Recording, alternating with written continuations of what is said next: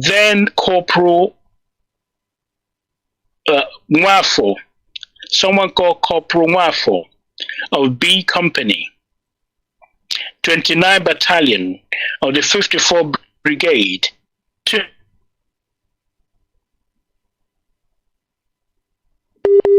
a tank of the entire brigade. His companions around him prayed. He fired. He hit the Saladin and stopped it. He killed the crew. The subsequent joy and excitement over that achievement was such that it threatened the continuation of operation. Our joy on that axis, an armored personnel carrier, which was behind the damaged enemy Saladin, in its attempt to turn back, fell into a ditch trap, and the occupants got out and fled. Our troops then moved into Borromeo, St. Charles, and Seminary, and there started a defensive battle with whatever ammunition they had left, while attempts were being made to recover the captured armored vehicle. Now, 2 vehicles were finally recovered, but Corporal Nwafo himself died during the recovery operation. So therefore, in his memory, the Saladin armored vehicle, which he secured for the Biafran army, was christened Corporal Nwafo. So anyone who was in Biafra during the war will know there's something called Corporal Nwafo, or the name Corporal Nwafo was literally immortalized as a result of this bravery. Thereafter, vehicles performed magnificently well in all sectors of the war until they were either damaged or recaptured by the enemy. Also, along the Aba road axis, even though we failed to gain any ground, we succeeded in trapping yet another Saladin. The trap into which it fell was so deep we could not recover it. It was subsequently cannibalized on the spot. That means they take the parts that they needed to contain the other one. With the parts obtained from it, Corporal Nwafo was kept on the road for over 18 months.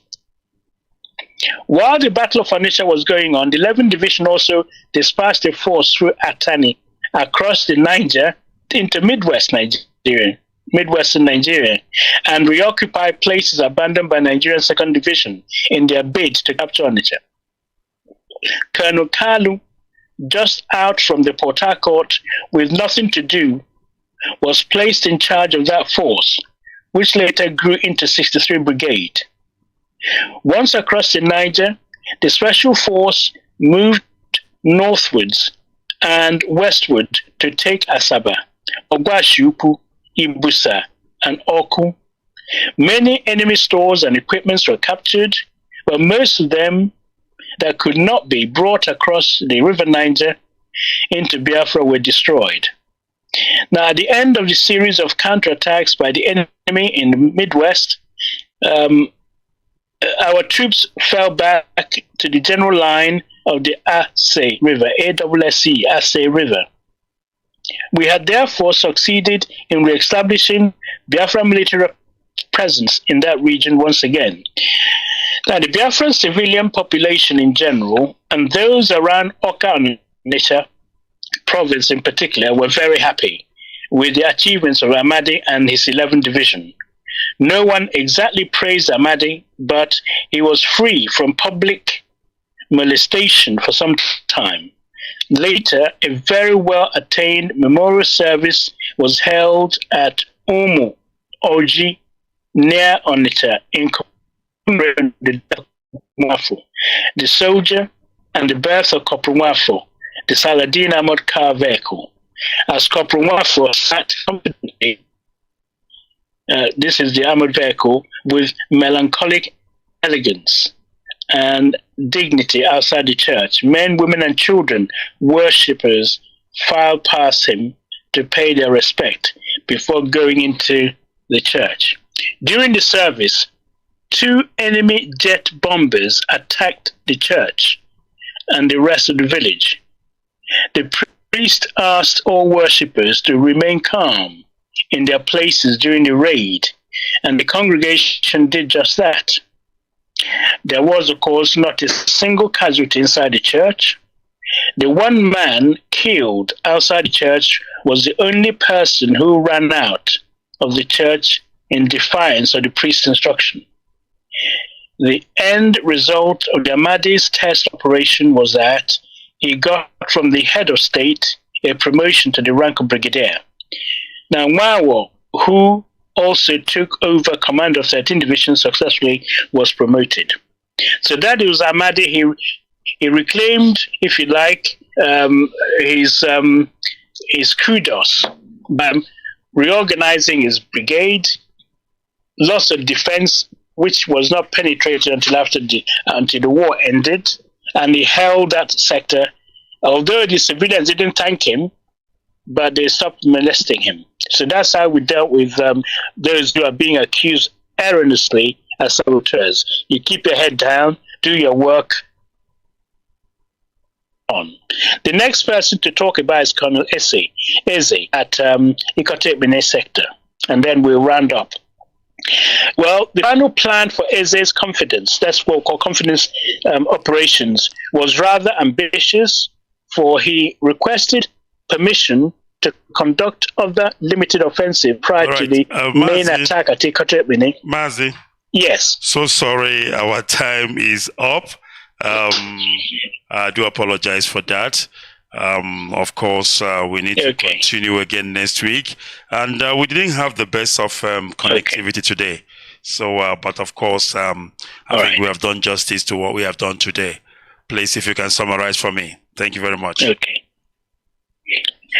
Okay, thank you. Well, in summary, we talked about how Bunigwe was accidentally discovered, how useful it was to Biafran, because the scientists got their heads together and they came up with something to try and challenge the air raids from the planes, and they turned it against the Nigerian troops to a major effect. And we then talked about how the military, who were being hounded by the civilians, tried to recover. They stopped calling them saboteurs because they fought gallantly, including a corporal called Corporal Wafo, who ended up capturing a Nigerian armored vehicle, although he died in the recovery phase, but his name was immortalized. There's no Biafran soldier or anyone who survived the war who doesn't know who have not heard about Corporal Wafo. So I'll end there, because next time we can talk about what happened at Ikotebene and how Biafrans, their soldiers, tried to recover their pride. Thank you very much. All right. Thank you very much, Dr. Okachi. And of course, there you have it, Biafrans. And we will be back again next week, of course, with part 13 of Biafran History Lesson 101. Thank you very much for listening. I say, may God bless you all. And of course, I wish you all a wonderful and a Merry Christmas, of course, for those who will be celebrating tomorrow Christmas. As you know, in Biafra, we have different kinds of worship. And of course, to our Christians, beloved brothers and sisters, it's a happy Christmas. Goodbye and remain blessed.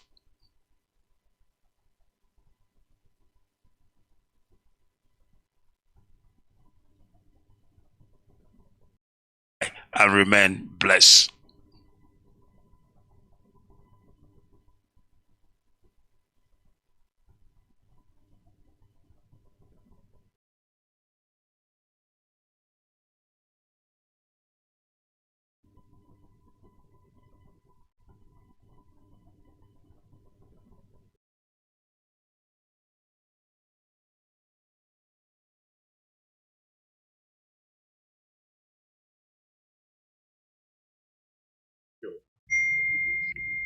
Therefore, the only election that makes sense in our place right now in Biafra land is a referendum. When we achieve a referendum, then all these nice things that people like Obi is talking about, how he's going to revive the economy and how it's going to put people to work. Those are beautiful things to say. But for you to be able to implement those things, you have to have a just society to be able to do that. You have to be able to have people that are ready to receive the opportunity and want to participate to make their life better. You don't have that right now. What is Peter Obi going to do with millions of Aramajiris? How is he going to control the military? How is he going to control all the terrorist groups from the north? The banditries, Mieti Allah, Fulani Herdsmen, that are the fourth most deadliest terrorist group in the world by Global Watch on terrorism. And Saru, Al-Shabaab. How is an Igbo president going to control these terrorist groups? How is that going to happen? So the first thing is to secure our life first, before anything else. And the only way to do that is through a referendum. You have to be alive to participate in an election. Right now, our struggle has gone beyond economies. It's gone beyond a way of life. We are fighting for self-referendum. You have to be alive to participate in an election. Right now, our struggle has gone beyond economies. It's gone beyond a way of life. We are fighting for self-preservation.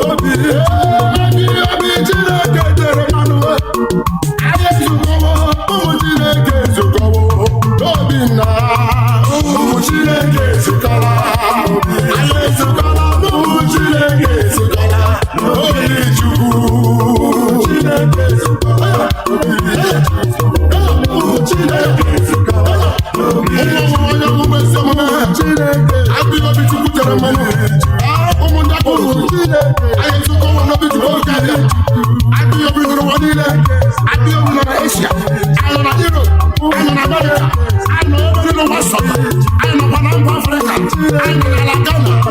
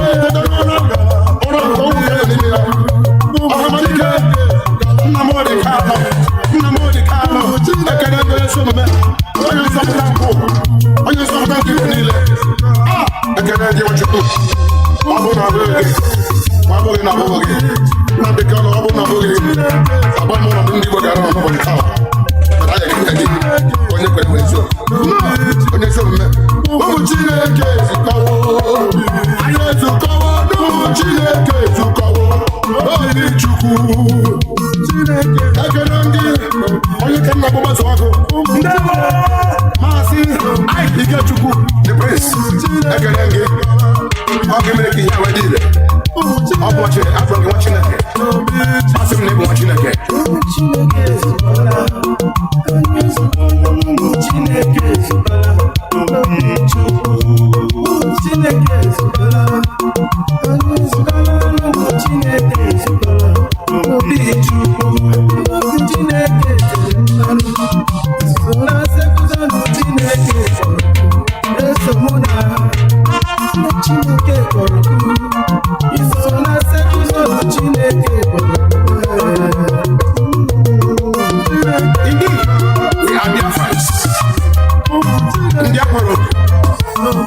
the children of light. We are the first human beings breathed on this planet Earth.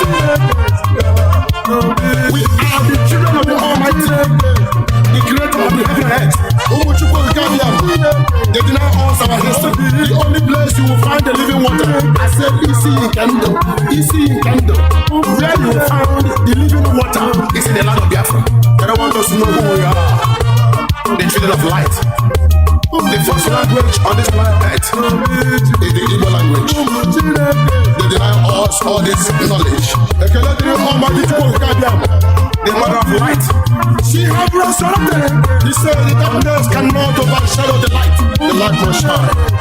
The hour has come that the children of light will shine, that the whole world may see the light of the Almighty Creator.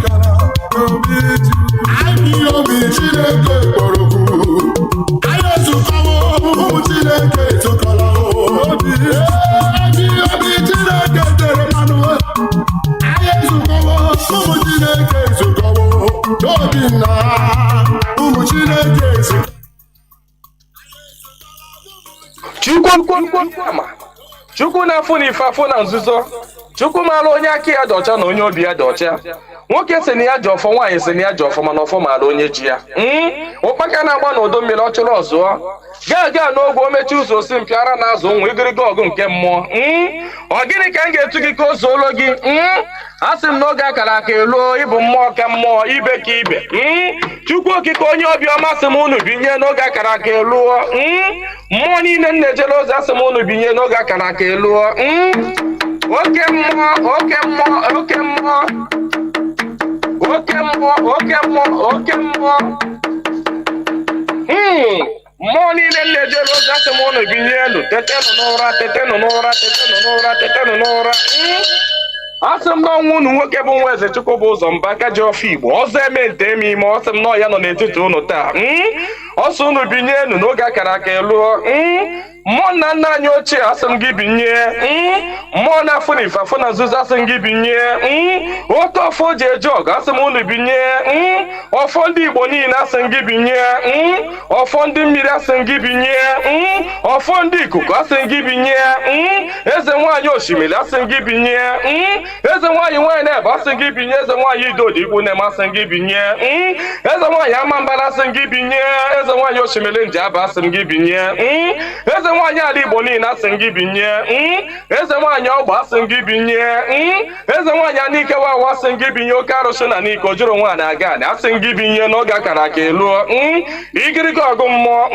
asị m na gboo dike mbọsị ihe ike mere ọ ga-achọkwa nwa dike asị m dododo unu binye unu bịa tara ọjị na chijiri eji efeụla asị m unu binye unu bịa tara ọjị na chijiri eji efeụla nna nna anyị ochie mmụọ niile nwụrụ anwụ ka anyị dị ndụ mmụọ niile nwụrụ anwụ ka ụmụ Igbo dị ndụ mmụọ niile nwụrụ anwụ ka Maazị Nnamdi Kanu dị ndụ mmụọ niile nwụrụ anwụ ka ụmụ Biafra dị ndụ asị m unu binye n'oge akara aka eluo asị m na gboo dike mbọsị ihe ike mere ọ ga-achọ nwa dike ọ sị na mberede nyiri dike na mberede ka o ji ama nwa dike ọya ka m ji akpọ unu n'isi ọhamadike bụ Maazị Nnamdi Kanu ya ọ bụ Maazị Nnamdi Kanu otu mkpụrụ anya ji isi ụgwọ otu ọnụ na-ekwuchitere mba niile ụkpaka na-agba n'udo mmiri na-agba n'oge nke ya asị m unu binye n'isi ya nye ogologo ndụ na-arụ isi ike napụta ya na eke napụta ya n'orie napụta ya na afọ napụta ya na nkwọ asị m na ahịa akara ka anaghị eri nwa ngwụrọ na ahịa akara ka agaghị eri Maazị Nnamdi Kanu asị m unu gaa napụta Nnamdi Kanu na eke napụta ya n'orie napụta ya na afọ napụta ya na nkwọ asị m mee ka ọnụ niile kwụrụ njọ n'isi atụgharịa kwụ mma ka ọnụ kọrọ ogiri ọnụ kọrọ ogiri lacha Chukwu okike abịa ama onye jiri mmiri siri ike kpọọ aja were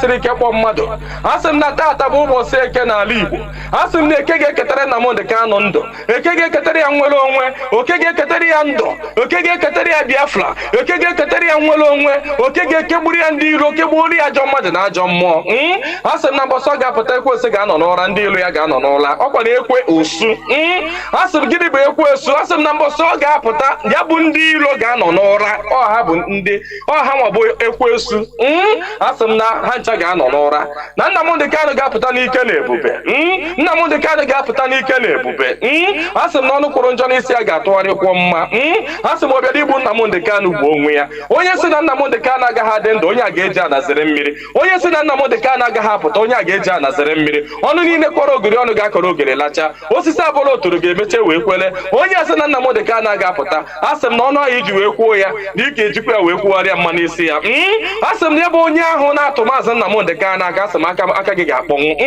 osisi ahụ fụrụ Nnamdi Kanu wee tọọ nkwe asị m ikuku futuo gị anya ọbụla fụrụ Nnamdi Kanu kwawa akwa alịla asị m alịla akọrọ ya n'anya onye fụrụ Nnamdi Kanu cheta ihe gburu nwa ya ihe gburu nwa ya gbuo ya maka na ọ bụrụ ya gburu nwa gị Chukwu okike abịa ama asị m na mberede nyiri dike mberede ka o ji amanwa dike asị m na okirikiri ka a na-agba ukwu ose ọ dadị ukwu ose enu na okirikiri ka ndị iro ga-agba Nnamdi Kanu mana ha ama mkpata ya aka ọ sị na nkirikiri ka ọ na-ekiri odido jiri odido enyo n'ọkwanụ nkirikiri ka ndị iro ga na-ekiri ya mana ha amafụ ya anya asị m na-eje anaba isi ije asị na Nnamdi Kanu ga-eje na ọ ga-ana asị m na inye anaghị eri ọba maka na inye na ọba bụ nwanne inye agaghị eri Nnamdi Kanu maka na ọ bụ nwi asị na Nnamdi Kanu ga-adị ka echi anaghị agwụ agwụ maka na ije ejere bụ ije mmiri ọ bụrụ eje nkụ asị na ya bụ ije ga-abụ ije mmiri asị m na ọ ga-anata n'udo asị m na ọ ga-abata sirili welere asị m na unu ga-aga kpọnatara anyị Nnamdi Kanu asị m unu ga-akpọnatara anyị Nnamdi Kanu, ga-akpọnatara anyị Nnamdi Kanu,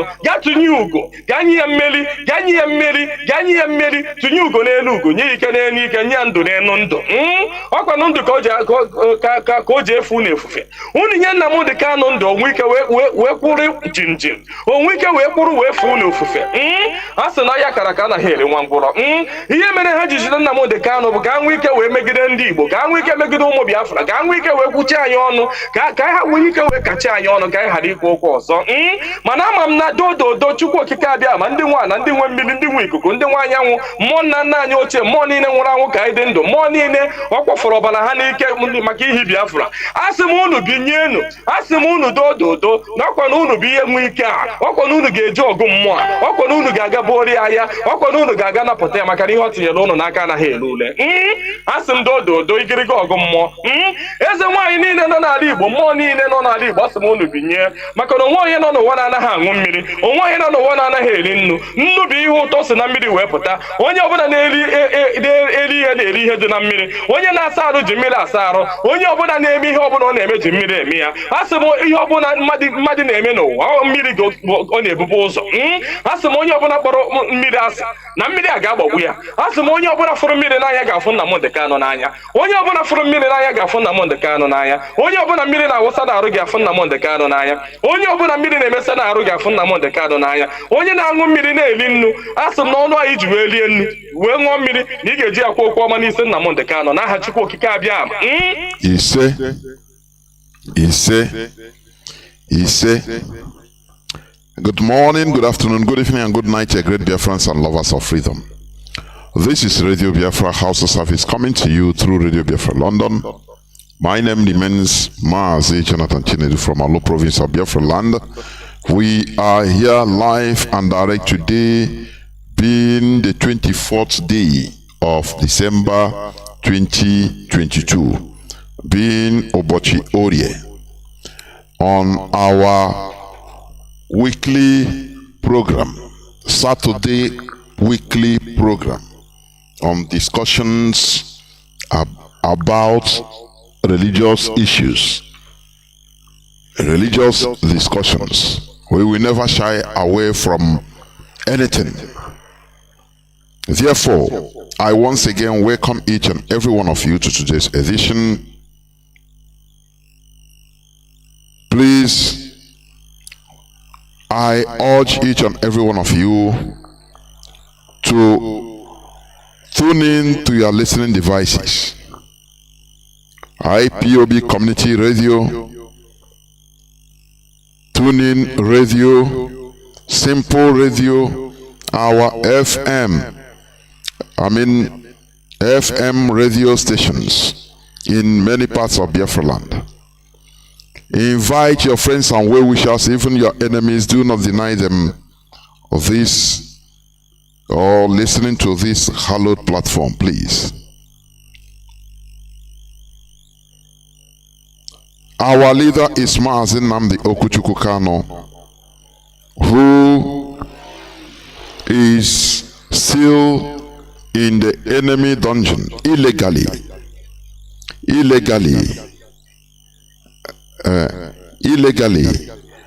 because our leader has been released by the Nigerian Appeal Court. Therefore, our leader has been on illegal detention since the 13th day of October. That is how Nigeria is running. A lawless entity. A country that doesn't obey their courts, their court of law. Can you imagine? But make no mistake about it. Our leader must be released. Our leader must be released. That is the bottom line. It doesn't matter the quietness, the criminal silence of Britain, of the international community. Because Mazi Nnamdi Kanu, for your information, is a naturalized citizen of the United Kingdom.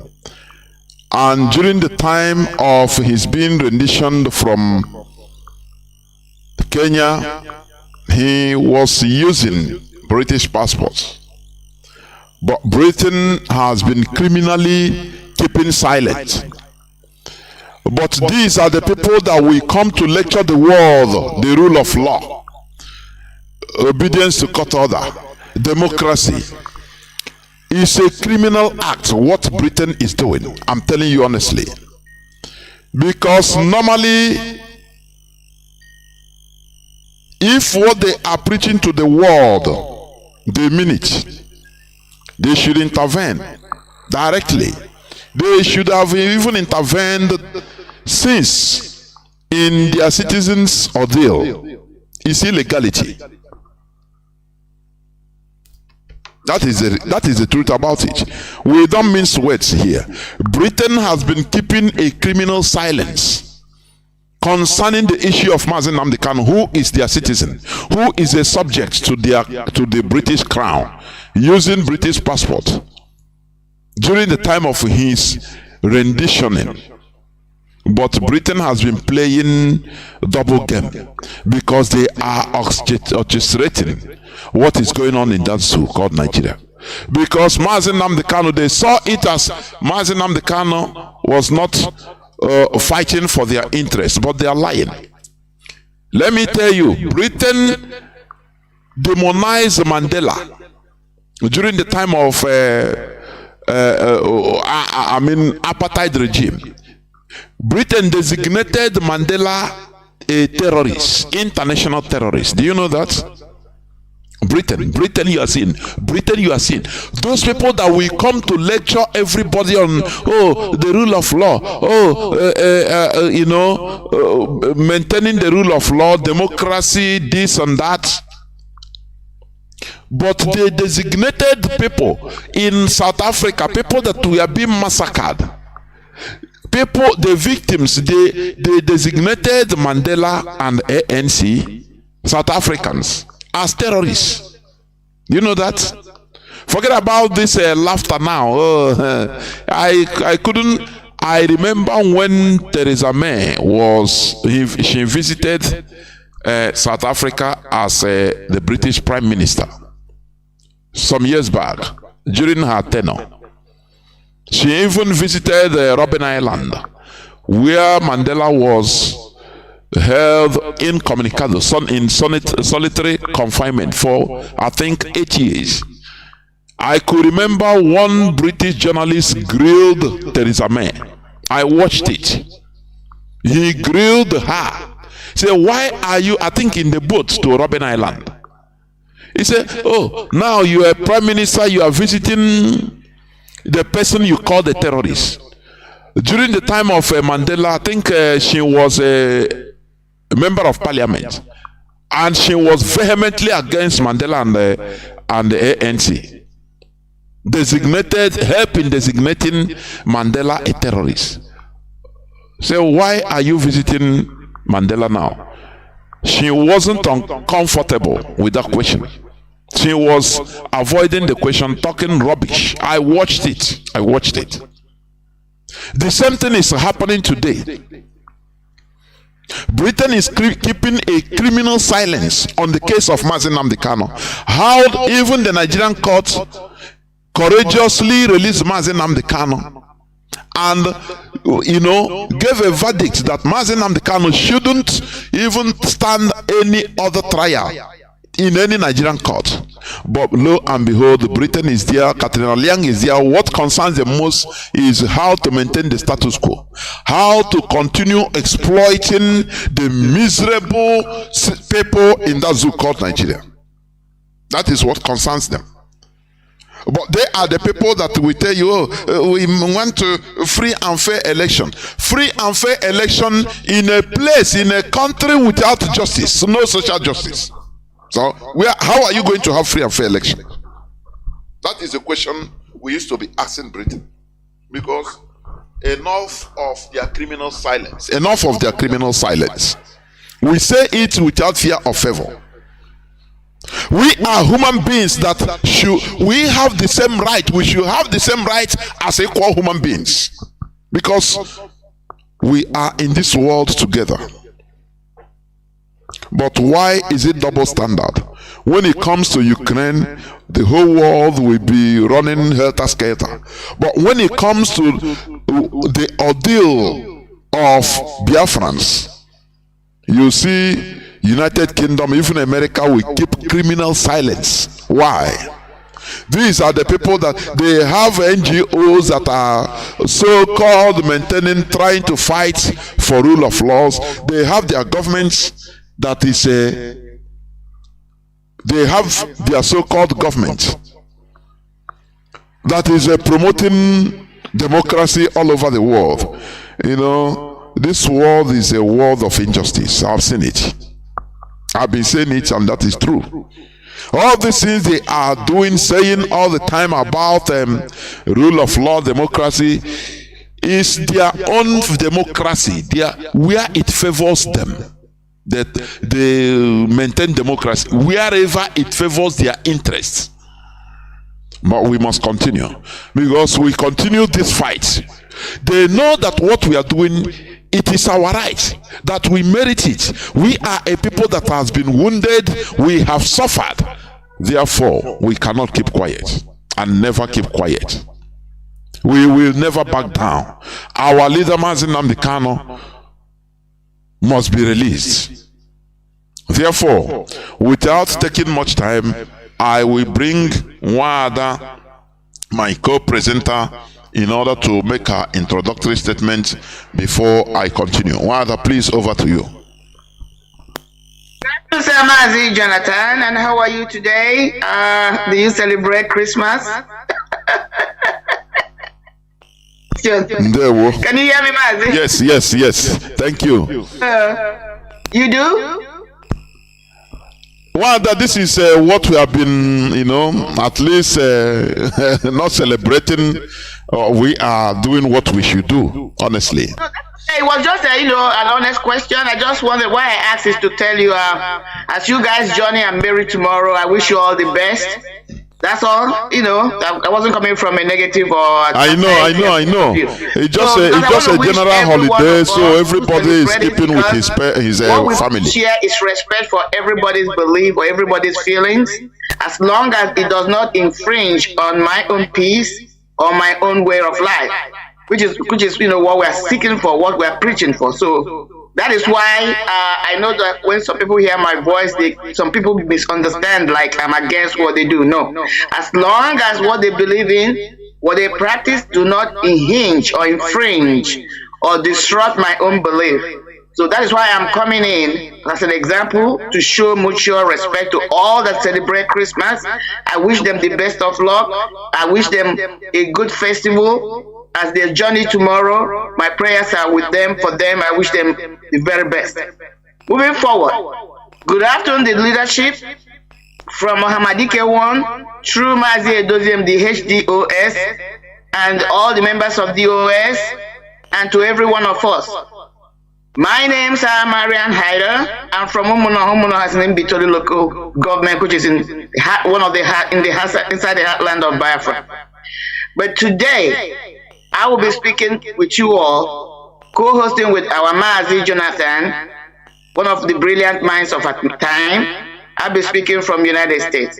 So thank you all as usual. I won't take much time introducing myself. I believe most people know my voice now. And I thank you all for all your support, for listening, all your input, and very best you do. Every little thing you are doing, contributing to the movement of this great project for us to get to the finish line. We are all important. Individually, our good contributions is what we all need. So again, welcome to our Saturday religious program, where we tinker with one another and try to bring the very best that will help us to move forward with our struggles and our lives as collective individuals. God bless you all. Honestly, I want to just add something to what Nwada have said. In this struggle, as we are preaching, we cannot change something all of a sudden, the whole thing in a day. It's impossible.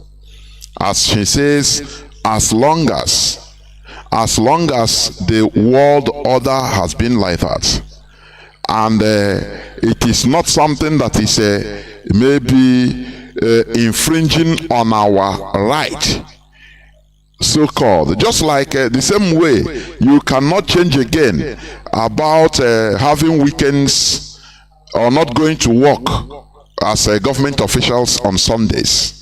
You know, there is nothing you can do. So that is an order that has been set, even to the extent of United Arab Emirates, Dubai.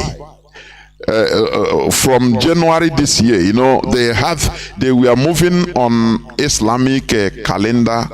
I think Friday is their public holiday. They don't work like other Muslim countries, core Muslim countries, because there are few that are observing those. I'm telling you for now, but Dubai changed to Sunday, because when you check it, the economy, the world economic hub, the economy of the world is being centered on Monday, Tuesday, Wednesday, Thursday, Friday, now Saturday, some no work, some go half day, Sunday no work. So banking sector, doesn't have any work. So when you check it, all those people, all those Muslim countries that are still in this Western world order, when they remove Friday from their work, from their banking day, you see that what is remaining is only Monday, Tuesday, Wednesday, Thursday. Friday is off. Saturday, Sunday they work. There is no banking, so it's obsolete. So all these things we check. We can never change the whole world at the same time. No, in one time. That is it. So I wish happy Christmas to those that are celebrating. But remember, we are in a war. Remember, we are in a war. In a war, there is no celebration of Easter, no holiday, because when you think that it is your holiday, when you are celebrating, is that time your enemy will come. We attack most. When you study the history of the wars in Israel, this modern Israel, the 6-day war, one of the wars, I don't know whether it's a 6-day war. When the Arabs attacked, the war, you're talking about the one between Israel once they were made a state that is yes, I think yes. During the time of Golda Meir. Yes, they fought many wars. Yes, of course, they fought many. War, yes. Yeah, they fought many wars. I couldn't remember the war, that particular war. The Arabs galvanized and attacked Israelis on their Sabbath day. When they were the military, everybody were at ease celebrating their Sabbath, their Shabbat. Arabs bombed them into thine kingdom come, but they recuperated and fought back. Since that time, Israel never had the military, the IDF. They don't sleep again with their two eyes open. They don't celebrate their Sabbath, neither any other thing. Even according to the Bible regulations, even on Sabbath you don't go to war on Sabbath, but today they go to war. For you to understand how human beings can change things, that according to what is good to them, that is it. So what we are saying, happy Christmas to people, to those that are celebrating it. We are in a war, no celebration. Like if we are in real open war of trenches, there is no Christmas, no Easter, no time of celebration. The celebration comes after the war. Every time, that day you think that you are on holiday, you are celebrating one thing, is the day. Once your enemy knows the weak point, that day people are eating without their rifles. They will attack and kill everybody. That is why we are, as Mazi said, we IPOB, we volunteers that brought out our times, our everything in order to fight this type of war. We don't celebrate because our enemies are not sleeping. Therefore, once again, I welcome each and every one of you to today's edition of Radio Biafra Hausa Service. Today being Saturday, Obochiorie, where we preach or make discussions about on religious issues. Please, before I continue to the main topic of the day, which is the upholding our values, part 9, under the section of social order, part 2, the second part of the social order, which we couldn't finish last week. But I want to just go on two things. There is this headline that says, killings, funerals now daily tragedy in Kaduna.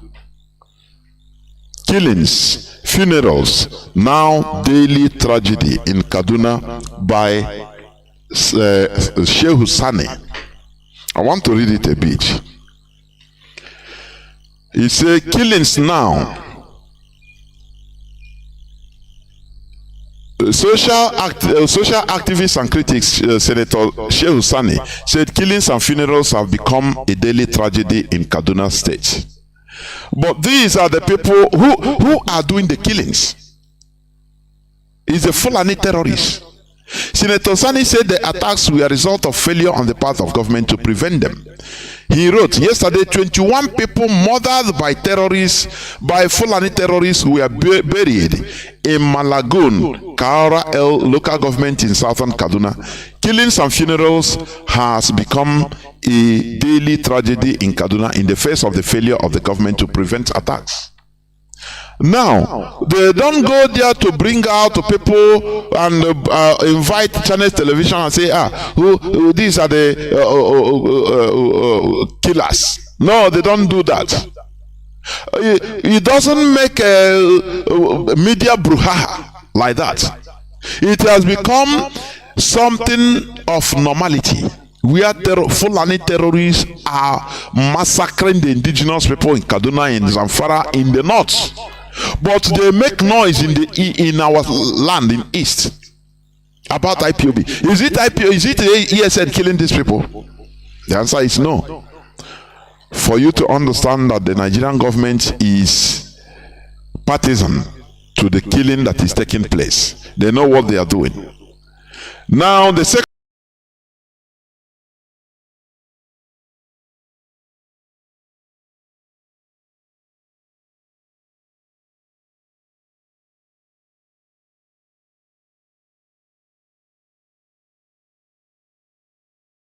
one is Nigeria police arrests 10 kidnapped suspects in Lagos Ibadan Expressway. 10 kidnapped suspects. Now I want you to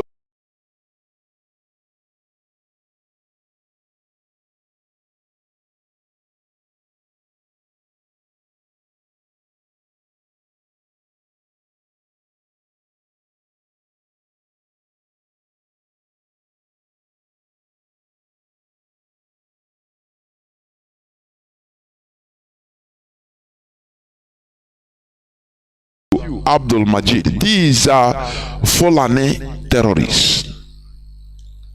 It's not ESN, so it doesn't make too much big news. Chinese television are not there, it's not there, and they are right television asking them questions.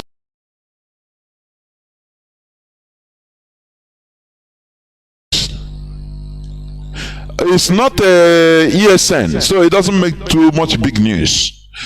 Chinese television are not there, it's not there, and they are right television asking them questions.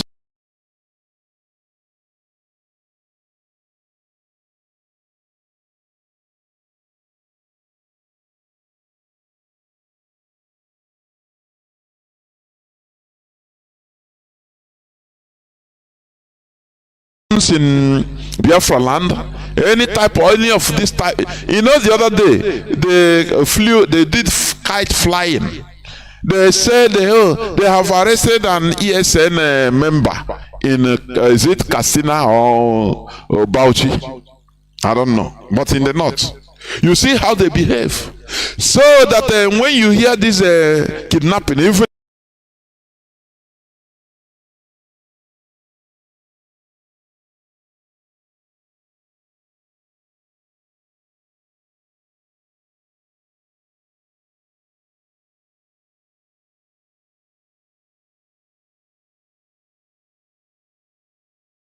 in Lagos, they say it's a ESN. They don't know what to. They are out of ideas because these people, they are not ashamed. Does Chinese television ask them, "Oh, these people that are they ESN?" Because all these criminals that are being used by Igbo governors in order to commit atrocities against even their own political enemies. Immediately they will say it's ESN. Now tell me, these people, are they ESN? Who are they? Who are they? You will not ask, because Nigerians, they are not reasonable. Now, last I want you to please listen to this clip. Listen to this clip. You know what is going on now, for you to understand. Let's begin what's trending following the ongoing. Listen, this I think it was 2020. So listen, for you, to give you, to remind you, not to give because you know it, to remind you that what is happening today in our land, what is happening is highly planned beforehand. So listen to this by a day for mine. Listen. Well, let's begin what's trending following the ongoing security challenges in the southeast.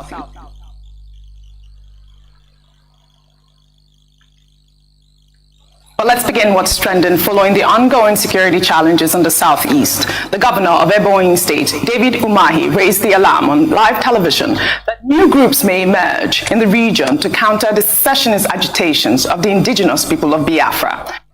New groups may emerge. This was 2020. New groups may alarm on live television that new groups may emerge in the region to counter the secessionist agitations of the indigenous people of Biafra. New groups may emerge. This was 2020. New groups may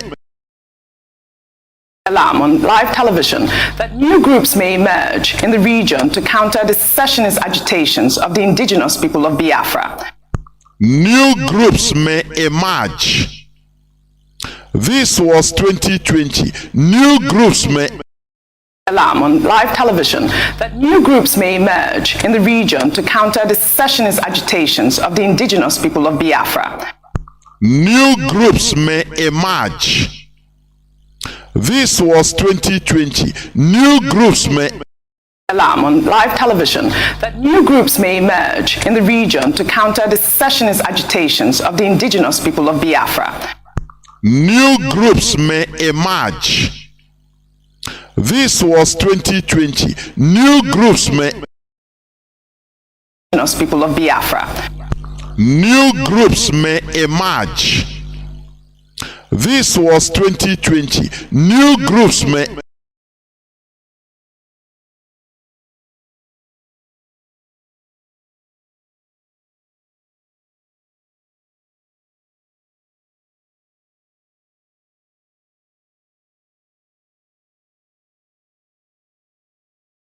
please let me play it. My radar is showing me funny signals. I don't know. My dashboard is showing me funny signals. I don't know. But we must continue. I don't want. Let me try to do hearing you, Mazi. I don't know whether the audience are hearing you, but let me go on Facebook to see whether you're coming out. It's coming out now. It's out now. It's out now. Oh, okay. I did something. We have turned back to green. So let me finish playing.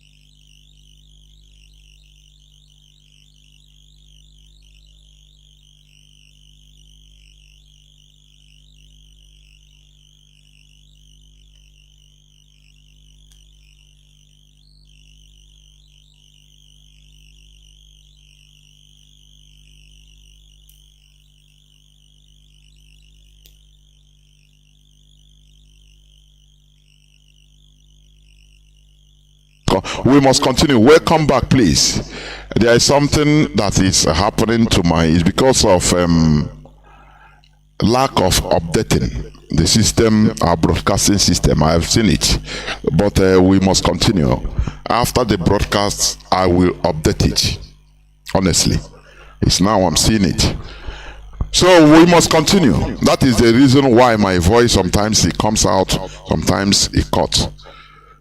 Lack of updates, but we must continue. So the clip I played for you to understand what is happening. It is not something that just came out of blue. It is the politicians, mostly Dave Umahi, that formed. Remember, he formed the Bubago. So he sponsored what is happening.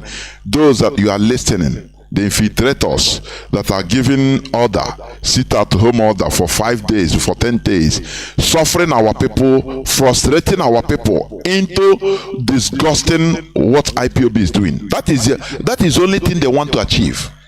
Confuse everybody so that the people will start hating even IPOB, saying now Biafra. Stop, we are no more interested. That is the only thing they want to achieve. They bastardize anything that IPOB bring, any plan IPOB comes up with. They will bastardize it. Remember, they try to bastardize it in the eyes of our people. Have you ever had our people, I mean, even during the time of our leader, any sit at home that was being enforced by killing our people, by flogging our people, or by destroying our people's properties? It never happened. It never happened. Our people listen to IPOB because we appeal to their conscience. They know, they obey IPOB out of, education. That is what our leader taught every Biafran. Convincing, superior arguments. Not killing the people you say you are protecting. What they are doing is what Dave Umahi threatened back in 2020. And today, that is what you are seeing. That is why when I see somebody coming here to ask me a question or ask question, bringing all these issues, I want to pour the person acid. Because they are mischievous, not ignorant, but mischievous. So let's continue to the topic of our submission today, which is upholding our values. I don't know whether, before I go, I don't know whether you have just few things to add, please. Nwada.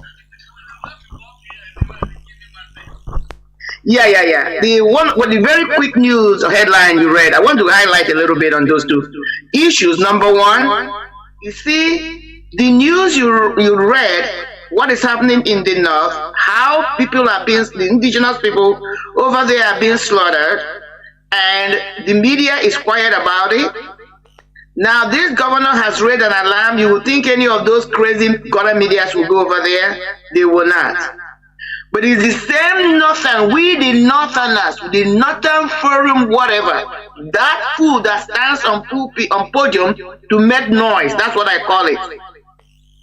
He claimed, that was why there was a program I did yesterday or 2 days ago. I said, what they try to invoke is Takia. And that is why we must step up our own campaign. Unfortunately, it's only IPOB is speaking.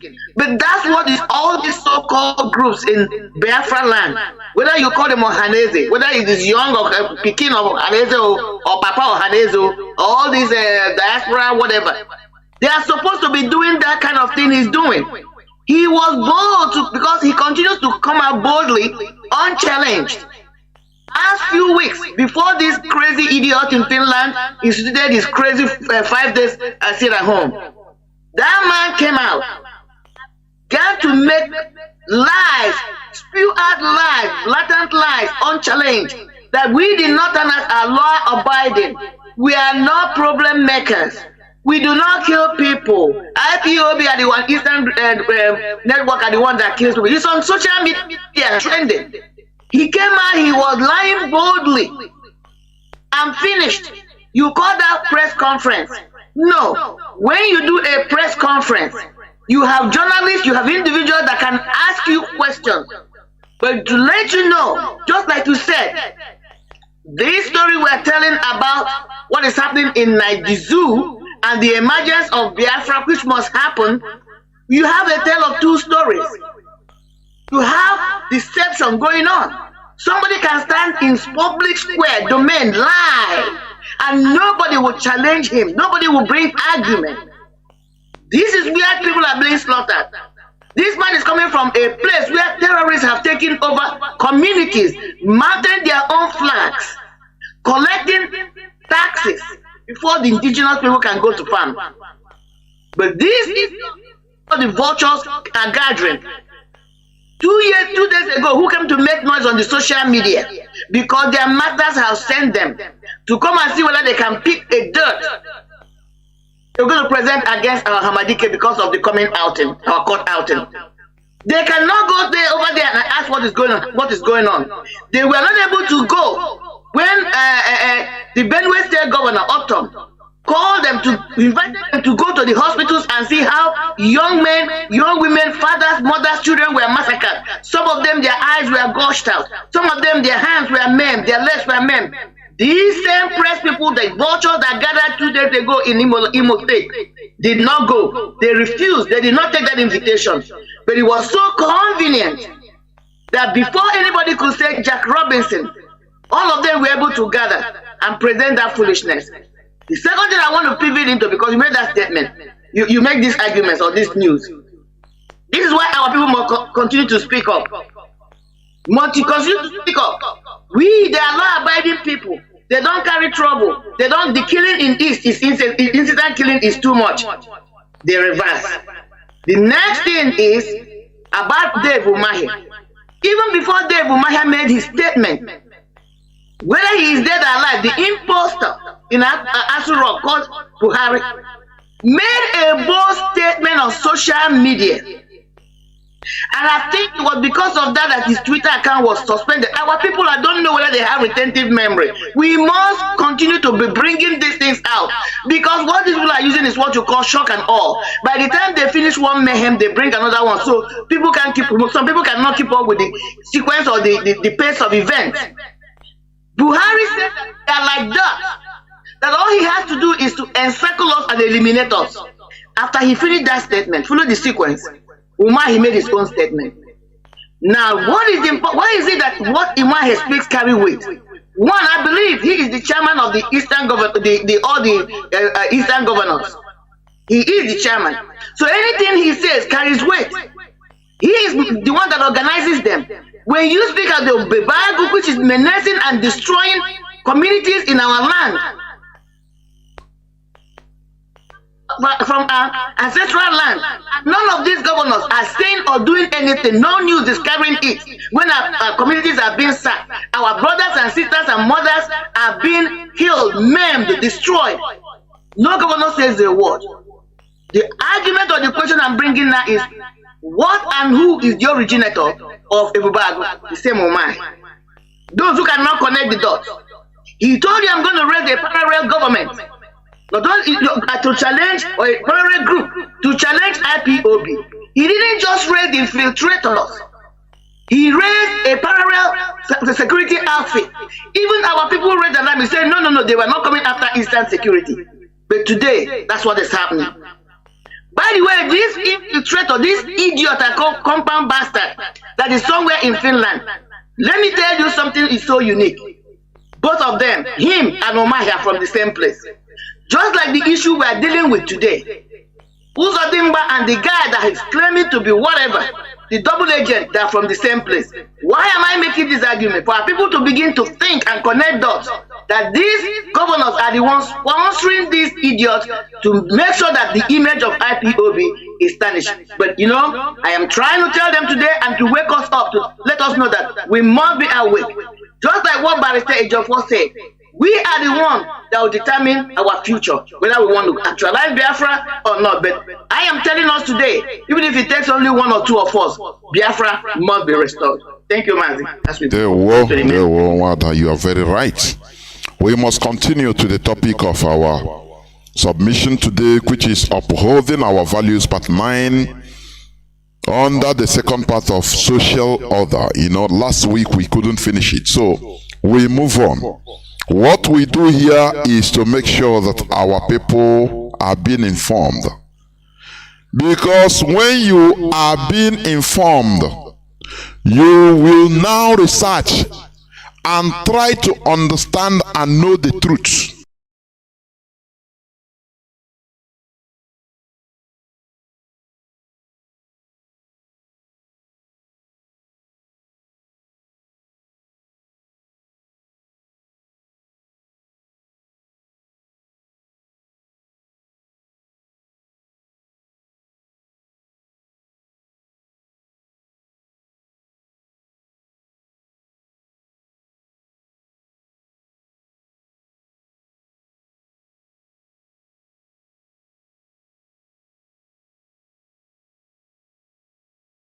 Work is different from believing. Oh, I hear about mechanic work, about engine block, about the plug, about the. You can be hearing about it, but you don't know it. For you to know it, you must study it. Therefore, knowing the truth, you must study and understand and know the truth. That is when, after knowing the truth, studying it and knowing it, making researches, taking your time in order to think, to make researches, and now you will come to know the truth. When you know the truth, that time you will be free. The truth shall set you free. But when you hear only, hearing only, you can believe, you can profess that, nah, I believe the truth, but you don't know it. For knowing the truth, you have to go a bit further in order to know. Because something you know is something you master. Do you understand? That is it. Therefore, we must continue. As I will say, we had our social order before the advent of Europeans in our land. I've been saying it, I said it last week. The Europeans only came and interrupted our social order in order to insert their own in us. That is why they had to train the so-called independence fighters in their own system of education in order to be in complete hold of the system after independence, so that the Europeans will hold the country hostage through those that they have trained in their system. The education they brought to us, or they put our people into, is just like assimilation, just like to turn our own way into their complete. But there are wise people that we are able to gain from their Western education while still maintaining their values. I will give you the examples today. They should have behaved. I mean, our so-called the people they call the founding fathers in Nigeria. They should have behaved as Mahatma Gandhi, who studied law in London, gained the broader knowledge, but retained the pre-colonial Indian value of Hinduism. You didn't hear they converted him into Christianity. I mean, Mahatma Gandhi. And he started going to church, and they named him maybe Stephen Benjamin Gandhi. No. The same way they did to Azikiwe.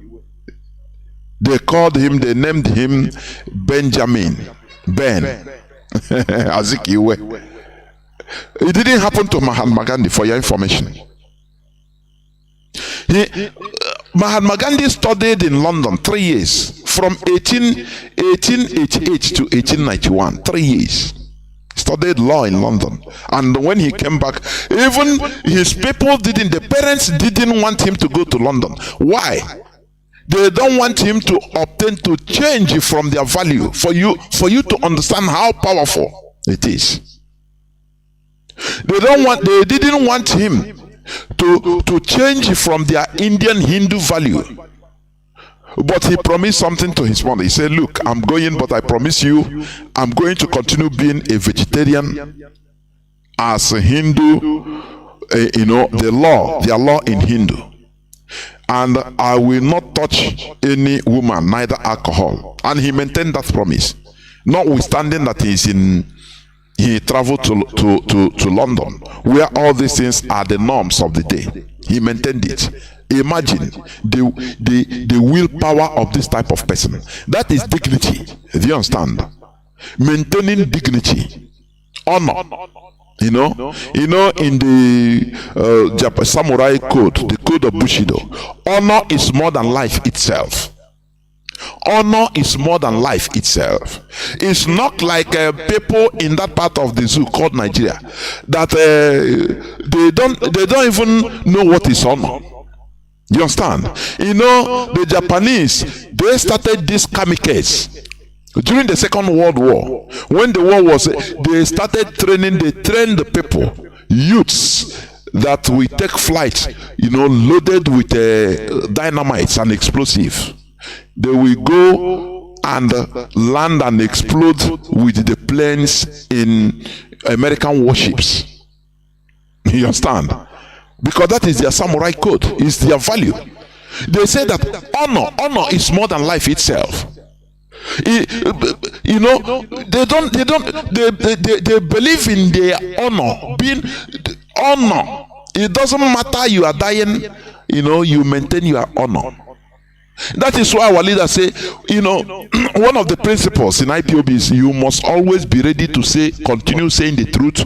It doesn't matter, even if it leads to your death. That is honor. That is what our leader tried to put into us. But sometimes I became kind of surprised and mad as how some people, all that matters to them is to fame, to be popular, or to be, for money in IPOB. It is surprising. It's contrary to what IPOB stands for. Therefore, we must go back to that value of the Ekumeku warriors. That is it. So, as I was saying, the so-called founding fathers, when I talk about them, I'm not talking about Ahmad Bello, Tafawa Balewa, no. Nnamdi Azikiwe, even Awolowo, but mostly Nnamdi Azikiwe. He should have behaved as Mahatma Gandhi, who studied law in London, gained broader knowledge, but retained the pre-colonial India values of Hinduism. Do you see that you can, when people that will tell you that, Christianity brought education in our life, so say, no. Not only us. Why is it that Ahmad Bello studied in London? Do you know that? But he maintained Ahmad Bello is a knight. He was knighted by the Queen of England. Don't you know that? Go and make your researches. That is why he's called Sir Ahmad Bello. That Sir that is being put is knighted to the English crown. Don't you know that? But he still remains a Muslim. He was never changed. He was never baptized like the father of Azikiwe, being baptized and called Obededom, the servant of Edom, servant of these people. Our leader said, only if we know who we are. We didn't know who we are, but Britain, they knew.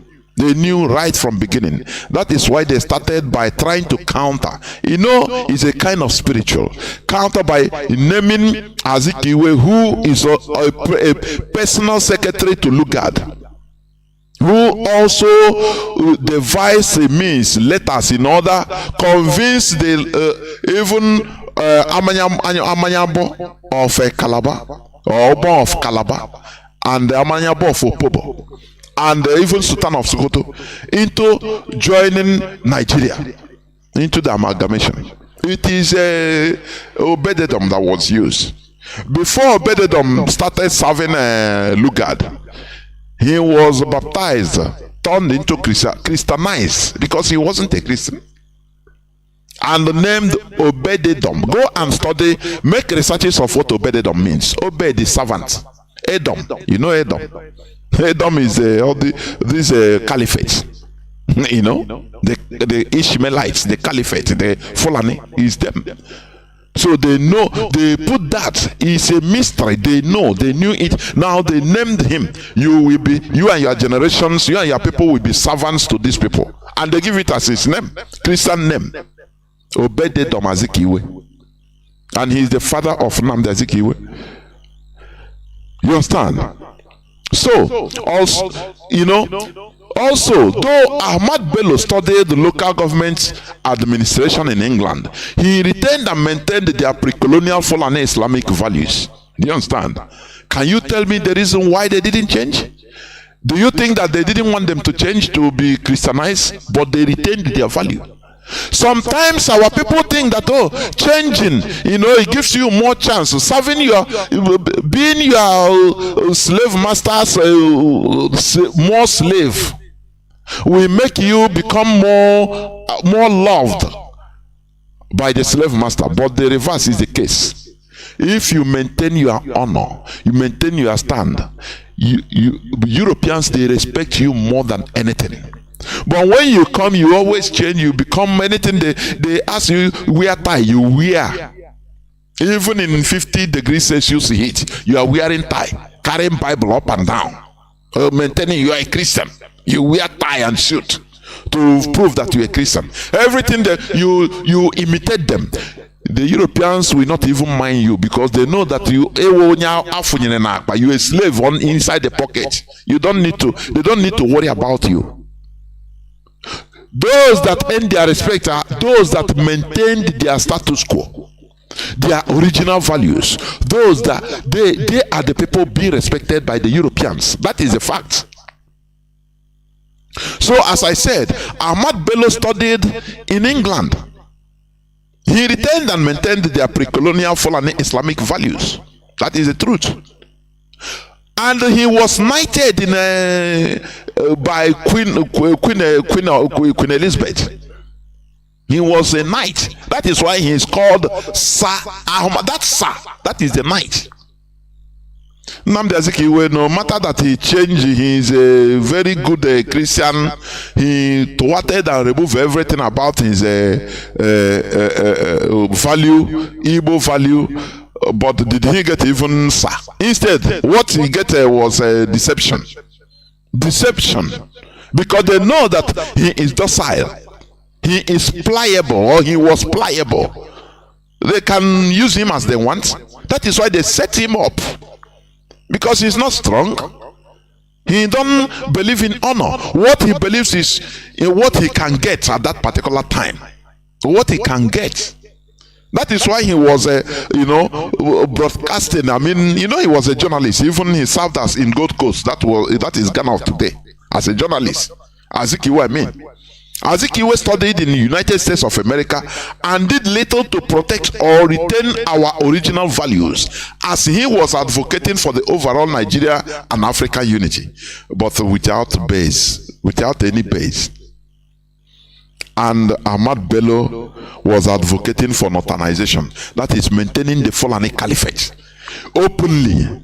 And Britain remarked these people. They said, these people, if we try to make problem with them, it will be wahala. So we better leave them in their status quo. You understand? That is Ahmad Bello. But Azikiwe, they know that this one is very, very docile. All that matters to him is what he can get to be the president of a very big Nigeria that he didn't create. To the extent, even we vie for presidency of Africa. Let every person be one, every country in Africa be one, so that he will be the president. It's only what matters to him. That is why he didn't care to have a base. Politics is local. You must start from your local area. That is politics. Now, as I'm talking about the social order, remember the main cause of about women riots or women protests. They say it's women riot, but no, we must continue changing the narratives, not what they tell about us. Instead, we tell our own stories. We use the words that matches our stories. That is what it is never about women riots. I could remember even in primary school, they asked us in both quiz about women riots. We say 1929. Aka war. But it's not riots. This is a protest.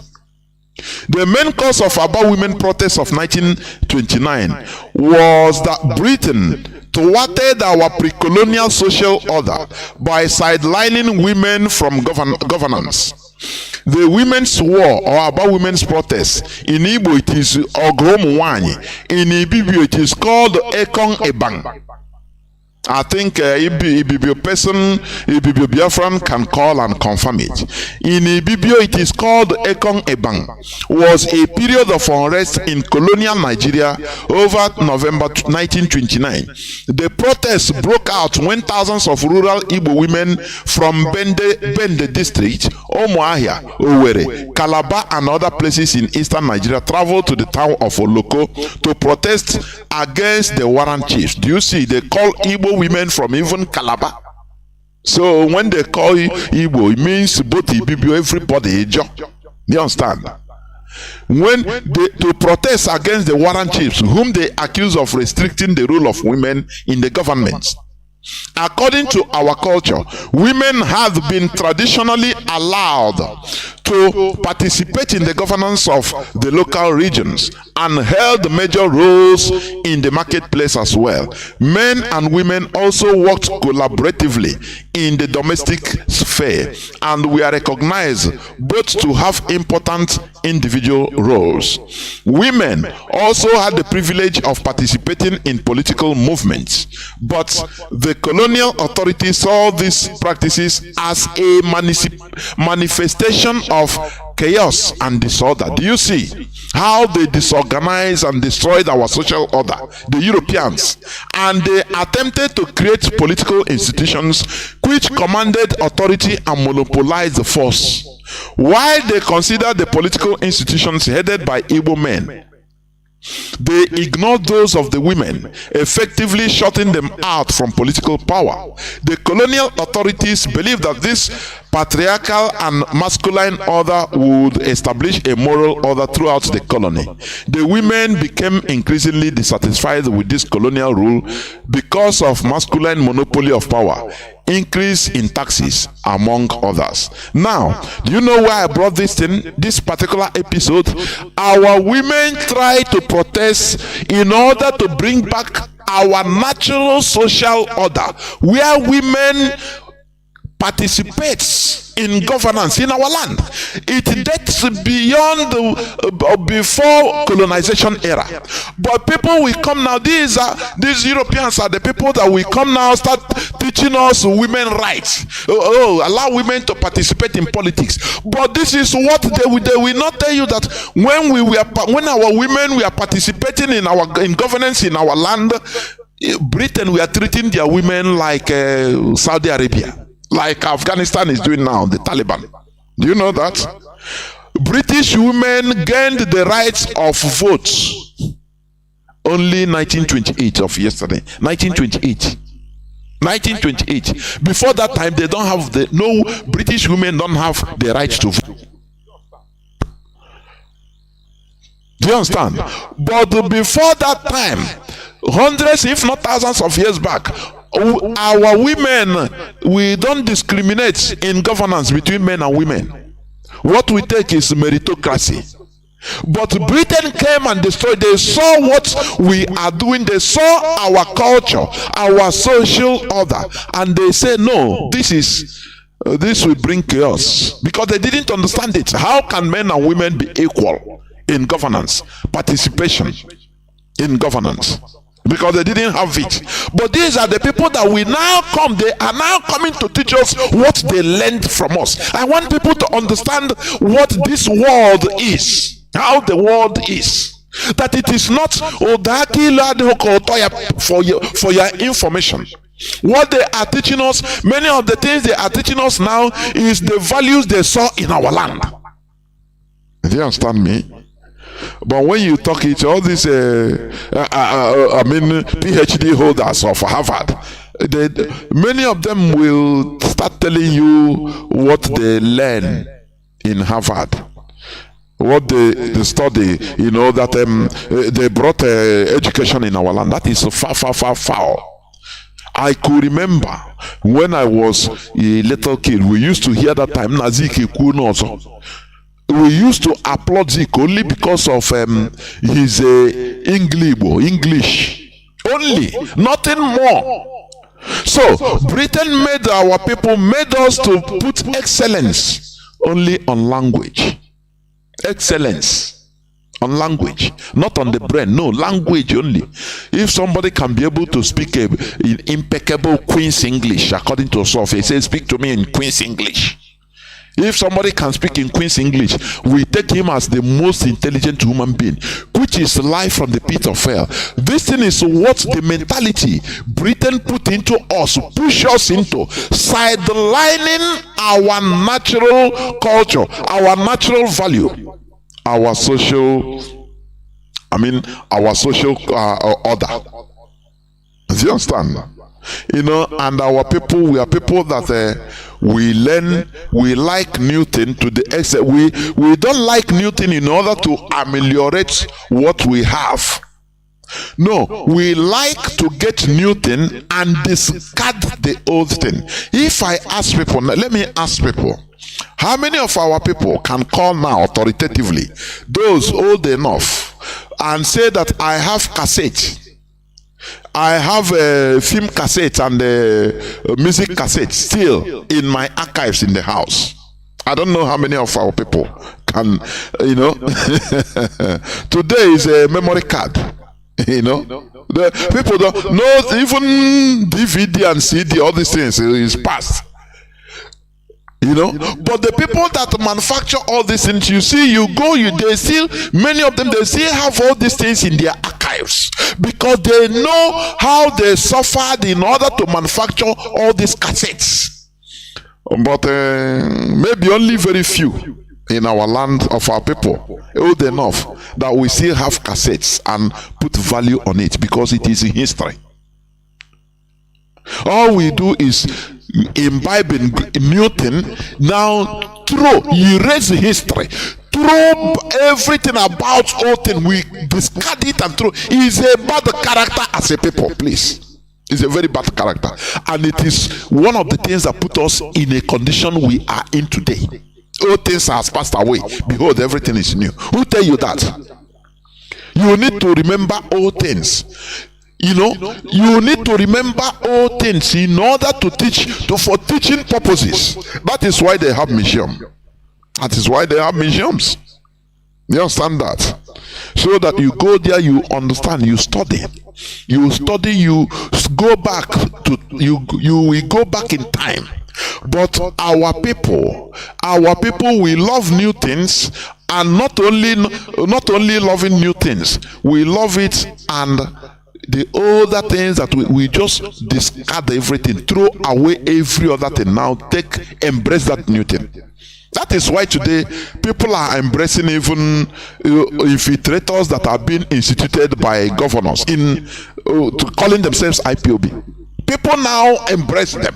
People that you know, because Nambuko Obitro, Azikiwe, instead of imitating others like Mahatma Gandhi, Ahmad Bello, they studied in that West, in America, in Europe, the same way like him. But they didn't discard their values. No. Instead, they assimilated something new, which they learned from others, because that is how the world is. You learn. That is why they say a traveling idiot is more intelligent than a stagnant individual. Do you understand me? A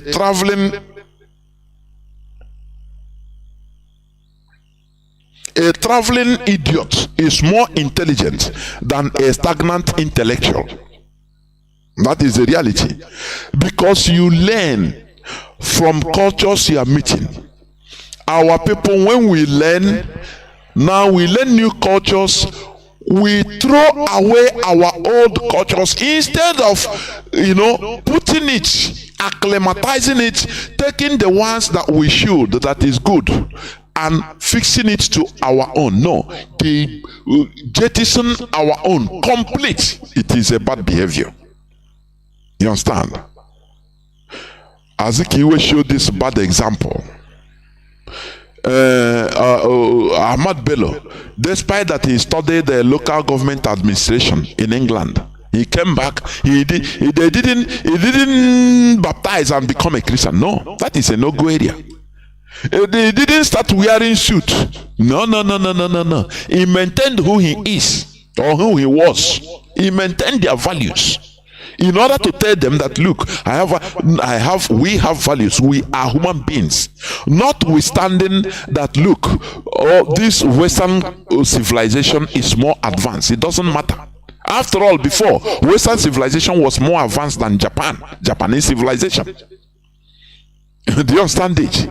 But Japan did them arithmetic and absorbed learned many things from Western culture and put it in their own culture and use it to develop. And you see where they are today. Our own is to jettison everything. That is why today anything concerning our culture, our value, they say is evil. And anything in our language, they say it's evil. We are committing evil. Why? For goodness sake. Why? We should go back to upholding our values. Let me move on by saying spirituality and law are intertwined in Igbo social system to the point that their social, economic, and political life is profoundly influenced by a pantheon of supernatural powers which operates within the human sphere in various ways. These supernatural forces are classified into two groups. Those that live and control the heavens under the supremacy of the Almighty God, and those that live and control the earth, led by the earth goddess. Among the spirits that live and control the earth are several other minor deities representing mountains, water, trees, sand, fortune, wealth, destiny, strength, evil spirits, ancestral spirits in the collective immortality. But let me ask you, are these not also partly described in your Bible? Now I ask, who was the prince of Persia that delayed Daniel's prayers in Daniel chapter 10 verse 12 to 13? I ask.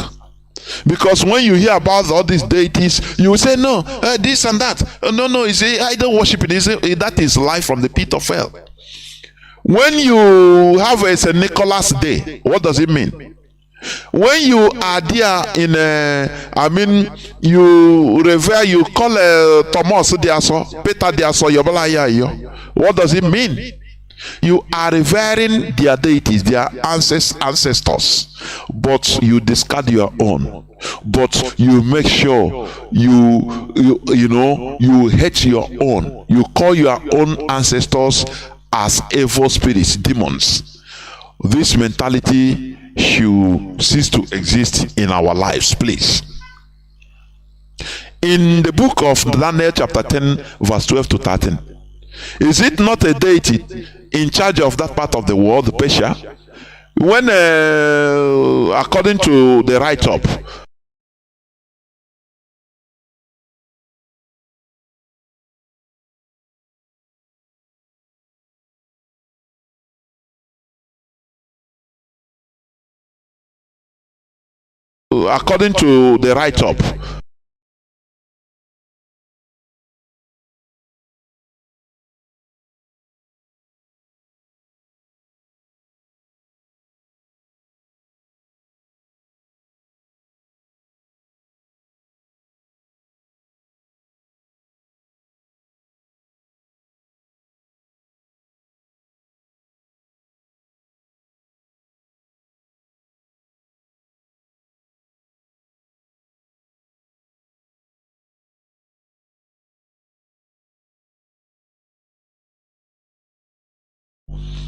our people now demonize it. That is the way Europeans programmed us. We should remove ourselves from this program. When you program, whatever, garbage in, garbage out, whatever you put is what you get. What you get from computer is the programs that it was put in. That is how computers function. Now, for us to return and prove that we are human beings, We should stop churning out what they feed into us. No. We should have our initiatives. That is what we preach here. The Igbo respected and honor achieved the status more than ascribed the status. This is our social order. Because what I'm trying to tell us or prove to us is we have been living before Europeans came to our land. We have our social order. We have our ways of doing things before the Europeans came. And they came, we allowed them to destroy our order completely. It is not done normally to a people. It is not done. And we are helping ourselves. I mean, we are helping the Europeans in order to continue demonizing being in a state they put us. That is why we are trying to rise up. You know, this restoration effort, restoration of Biafra, is about restoring everything. But make no mistake about it, there are these charlatans that call themselves Facebook what do you call it, native doctor. These are not native doctors. These are scammers. I love what Mazi did to one of them yesterday. I watched it after today. These are there is no difference between these people and all these pastors that the Jews. Palm 3 from 4. Come and sow seed. The seed of 100,000, you reap 1 million. When you sow seed of 10 million, you reap 100 million. There is no difference between them. Please, for your information, there is no difference between them. These are charlatans. They are profiters. That is what you see in a situation like this. It is not something uncommon. It is a common thing. Because there are people that comes with, even in IPOB, there are people that come only inside. What they are looking for is contact, fame, or trying to make money. It is the same thing. Like all these charlatans, when they hear we are talking about back to your roots, upholding our values, they know that the message is entering, and people are vacating the Western religion. Now they find a situation in order to be, to use, some men in the AGM business. It's not our culture, it's not our original culture, please. What we are teaching, what we want people to come up, like what one of our Mazi Matthias is doing. We establish and be teaching people our pure culture. It is not about our making money. Making money, we know how to make money, we work hard. That is our way of life.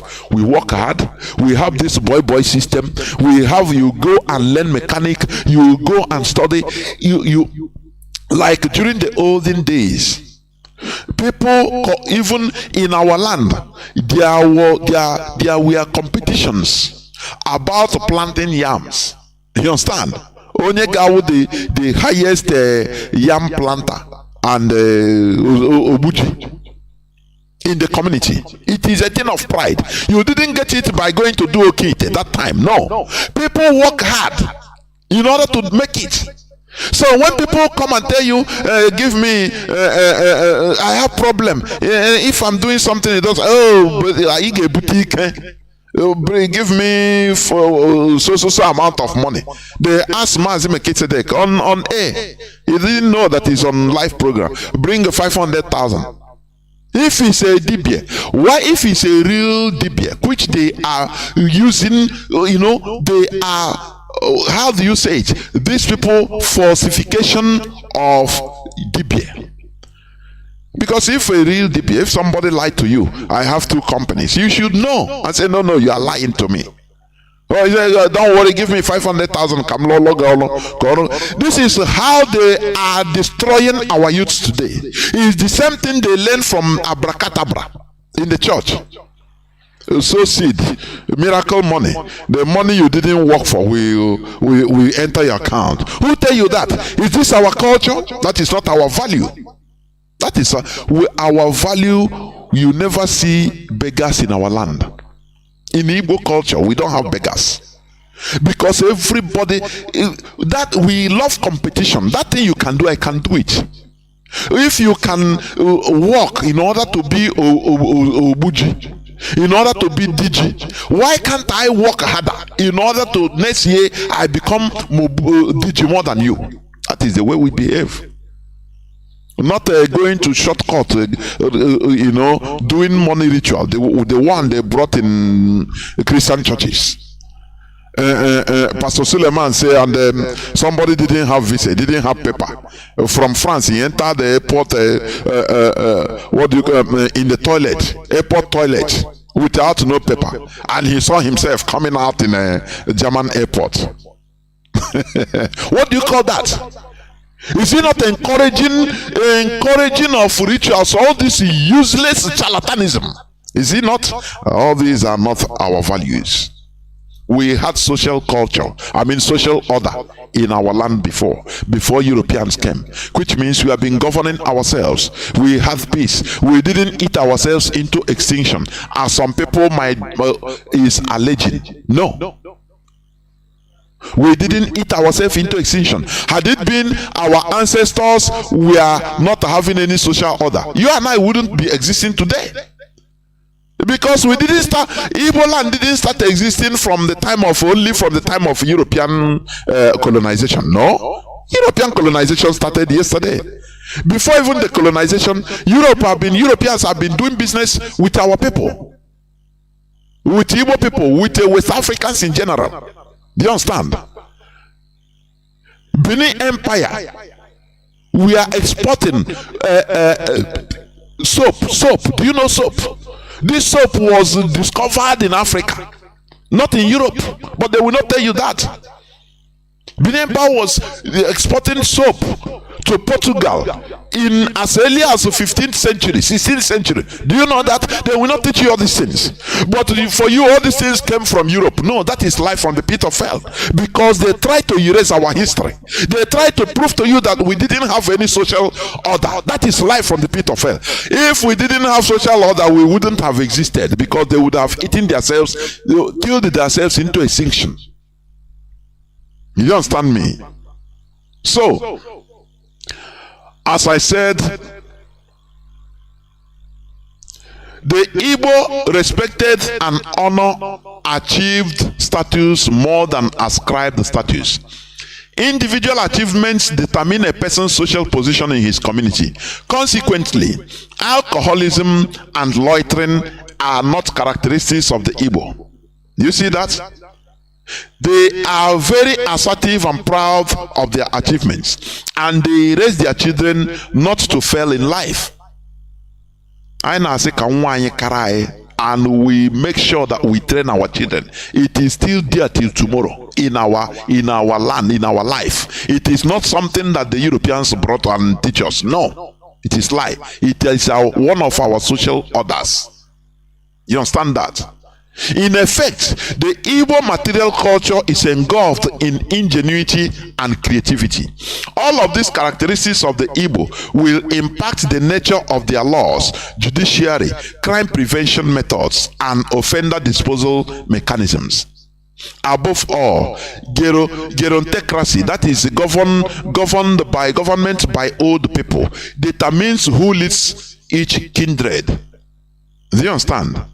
You know, that is our culture, the social order. We didn't have a hereditary monarchy. No.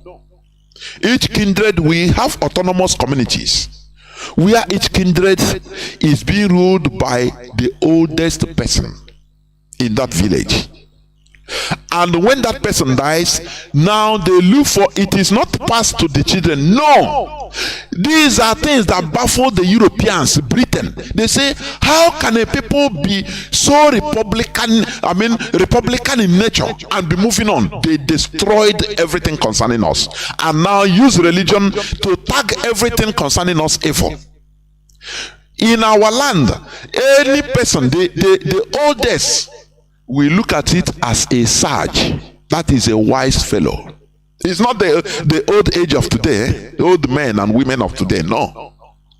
Now, every kindred, the oldest person remains the leader or the head. If he dies, the next oldest person, it doesn't matter the family it comes from, because it will be a family upright. That time things are there, makes our people upright. Our people, they don't lie.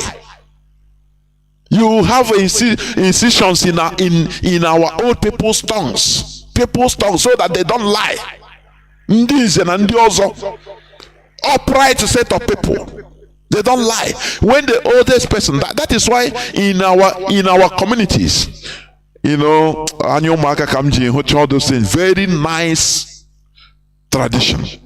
You see things during the time of Meme, like this, you see in a kindred, they will divide, separate and share the meat. According to the people will start picking, according to the age grade. There do we do other things today? No. Why? People doesn't even. Can you eat public food like that? The village, because everybody is afraid of each other. But that time, all these things doesn't exist. It doesn't exist. No person poisons each other. That was our social order before this useless new order came to our land. And they brought Christianity, where they said they see God, they know God, they have standard of God. But in your everywhere, bad people, wicked character, evil characters fool our villages and communities. People now started fearing each other. Before it was not like that. Because when you get men, I say, you didn't do this, you didn't poison. Okay, it's not you. The village, that time we were living as communities. We are meant to live as communities as we should be. We cared for each other. Our ancestors cared for each other. They looked at each other's back. Anything that happens, one affects every other person. But today, also phone. Go to your tent, O Israel. If you this person say, no, he's not I'm a son of God. Choosing. The God of choosing is what I'm worshiping. So any other, you will start calling your fellow brother an unbeliever. This is evil, I'm telling you. And this must stop. You will start calling your brother a Gentile. And when the Fulani call you infidel, you start shouting. You start calling your brothers Gentile, because it is written in Galatians 5:19. Do not yoke yourself with unbeliever. You are simply demonic.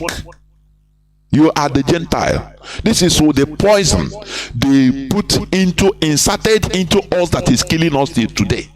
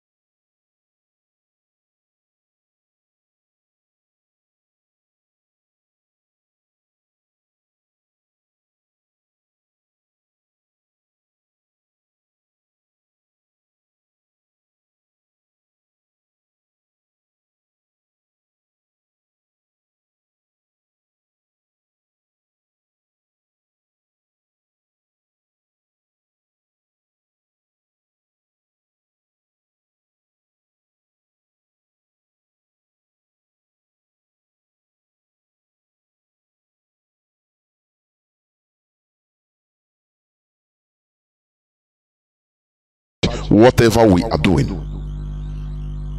we must continue.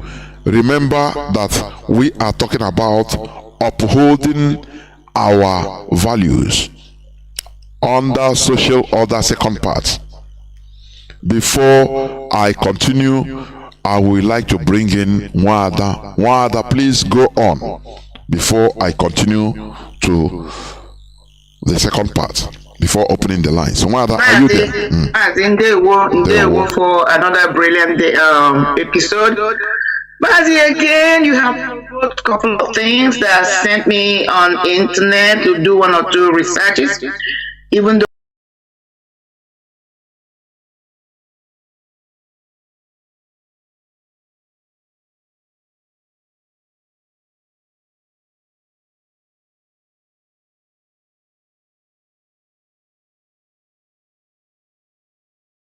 on internet to do one or two researches, even though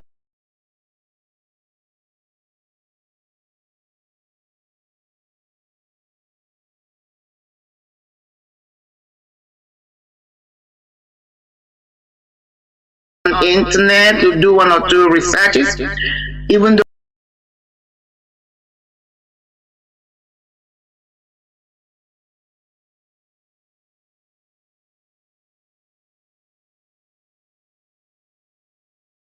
on internet to do one or two researches, even though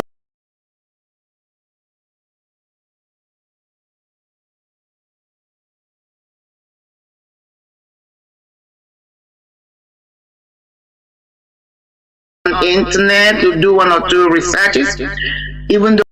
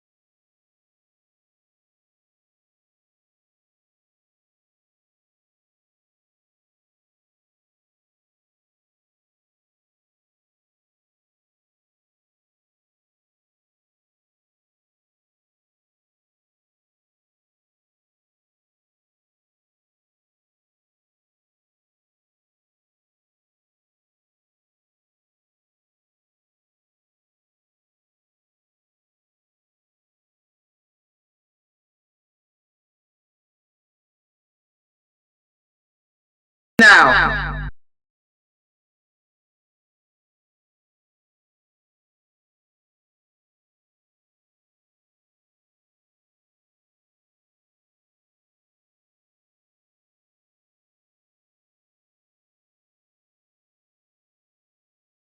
they took that original copy, went back, researched on them, were able to develop them to what I mean by we're able, just like again, my field of study is not health conventional health system. That is, I'm not a nurse, I'm not a doctor, I'm not a diabetic. I'm a social scientist, but I try to dabble into things so that I can have knowledge when I discuss. Now, why I'm working this that when what I'm about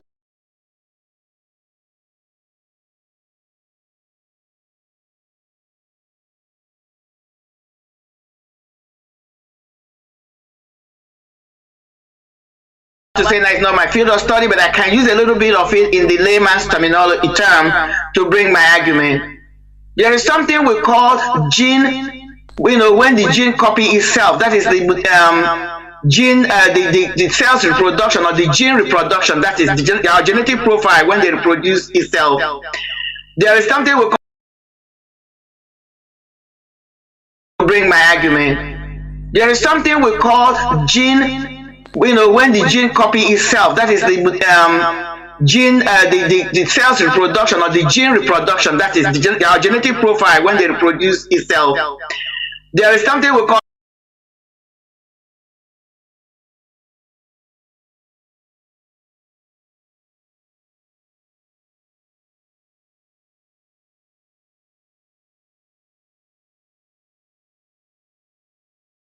other species.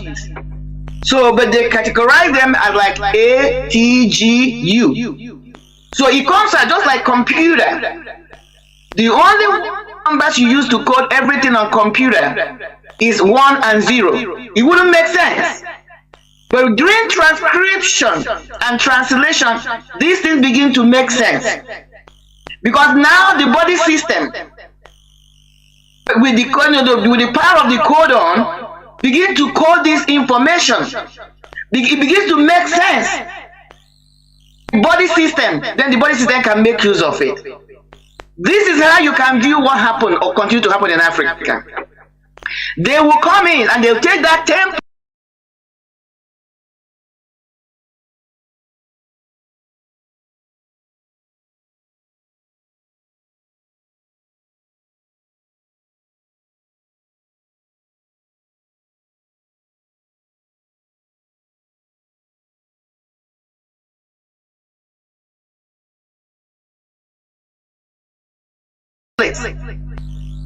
We are the nucleus. We are the nucleus material of the world. They came in, they copy it. They go home. They process them, sequence them, repackage and bring back to us. The nucleus material of the world. They came in, they copy it. They go home. They process them, sequence them, repackage and bring back to us.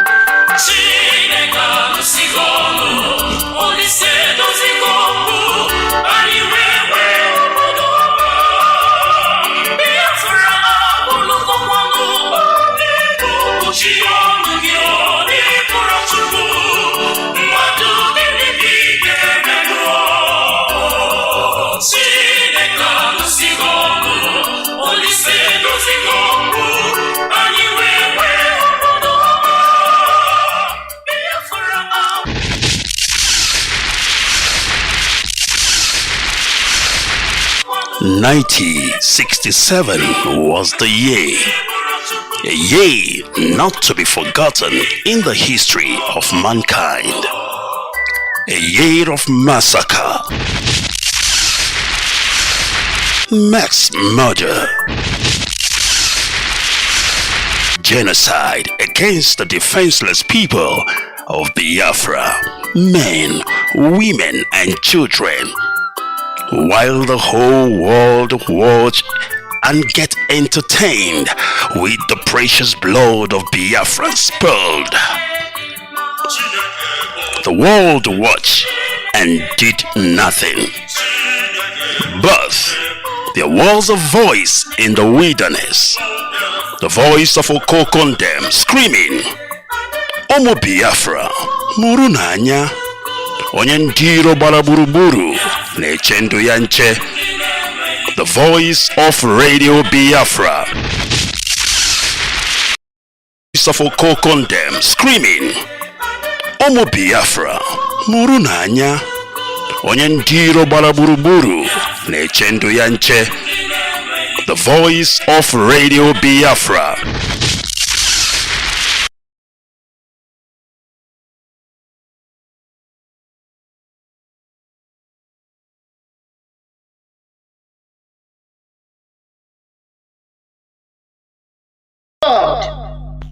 To destroy principalities and powers, and on the same breath, so praising Jesus, and Jesus, all power belongs to him. Do you realize that what you're saying is that Jesus should go and destroy his messengers or his children, however you want to qualify it? I just wanted to bring that in, because some of us, when we speak of what we do not know. Why am I bringing this argument? Again, it begins to bring us to realize that our ancestors have always known better. That is why even you have arguments in one or two occasions in our ancient religious ways of life. They don't have anything like devil or Satan. Our ancestors are wise enough to understand that every spirit, every principalities, powers, whatever you call it, deities, were set up by God, ancient God Almighty. Uses them for his own pleasure. So why would I, as a human being, be advising God to kill his own creation he uses for his pleasure to do his deeds? I'm calling out some of our ancestors, and yet we say that they were wise enough because they were spiritually in tune to understand that everything God has created, he created them for a purpose. They were not mistakes. He uses them to do his purposes. So who are you? Who are me? To ask God to destroy principalities and powers. Let me segue into another thing you said. Africa being the template of the world in every ramification. Now, and we make that claim that civilization or whatever, or the template or whatever that is playing, has been played in this world, originated from Africa. Today, I would like us to go a little bit on a microgram level to narrow it down, try to pinpoint where we make that argument. Where exactly in the continent of Africa can we reference how science tried to pinpoint where this everything started in Africa? And then the numbers, the power of numbers. Again, I'm not a mathematician. But those who their school of study, their field of study is mathematics, knows that even though ordinarily we don't value zero, but you cannot count. So zero is one of the powerful numbers you can use, because without zero, there will be no one. We must be, again, we must remember that zero does not really mean nothing when it comes to mathematics. It's a number they use to factor things. So let's now go to the zero of everything, whether it's creation, human being, or whatever. Now, fortunately, there is something. I was a student of geography, and geography was one of my best subjects. I'm fascinated about geography up to today. There is something in geography we call longitude and latitude. What are they?